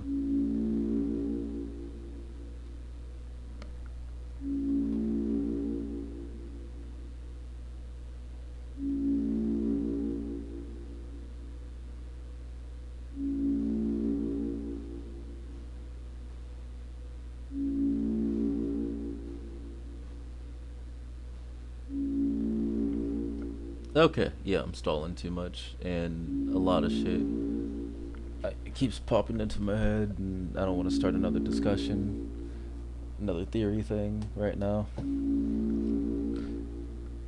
Thank you for stopping by. Thank you, the people that will view my stream afterwards. Thank you for showing up, giving me the views.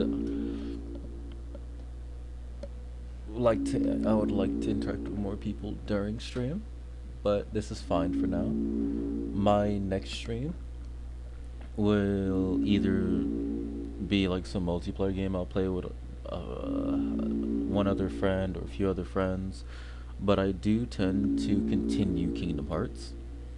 So I guess prepare to I guess prepare to look forward to that soon as well. Yeah. Well, I pretty much have to say right now. Only things I'm more certain of. But it's like now that we're done with Deltarune, I can chill out a little bit and not gamble my sanity. The coffin of Andy and Lele getting dusty. You know what? You're right.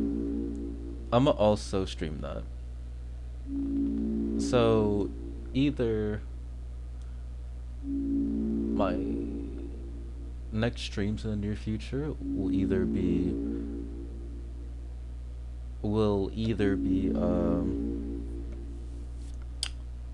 the coffin of Andy and Lele, and I just go through those chapters in one go, or I'll bounce back and forth from that and Kingdom Hearts. I'll have to see how. Let me see something real quick. Let me see how long the chapters are.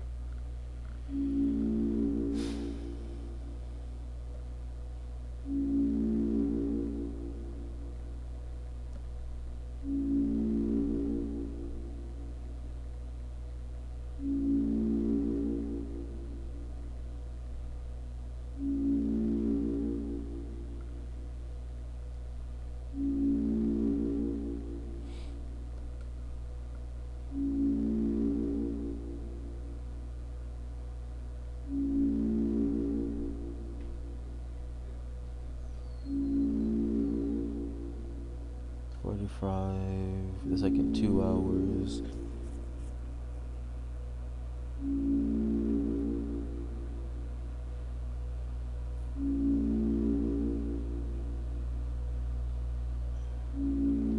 Decay was released in there. Fourth chapter, ultimate branch of the third chapter, burial or currently unknown. Chapter 3 haven't been out for a few days now. I've seen times vary between 5 to 6 hours.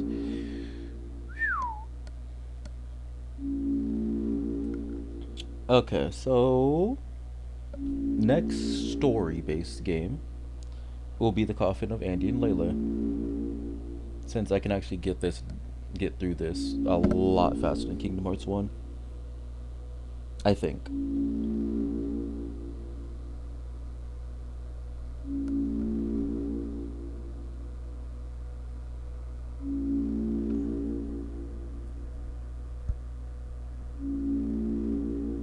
Main story 3.5 hours. Main plus side 4 hours. Completion is 6 hours. All styles 4.5 hours. I guess it varies from chapter to chapter, but the first one being the shortest, of course. But hey, I guess we can finally jump into this game.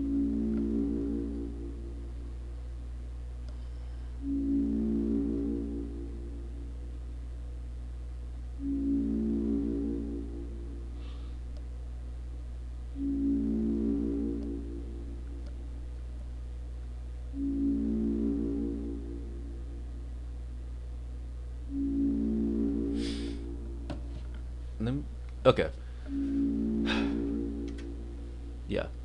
Yeah.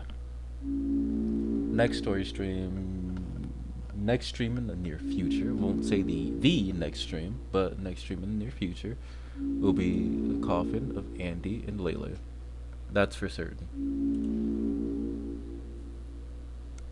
So, I'm gonna end stream now, and I will see you guys tomorrow, most likely. Unless I'm too tired to stream. But most likely I'll see you guys tomorrow with something. See ya.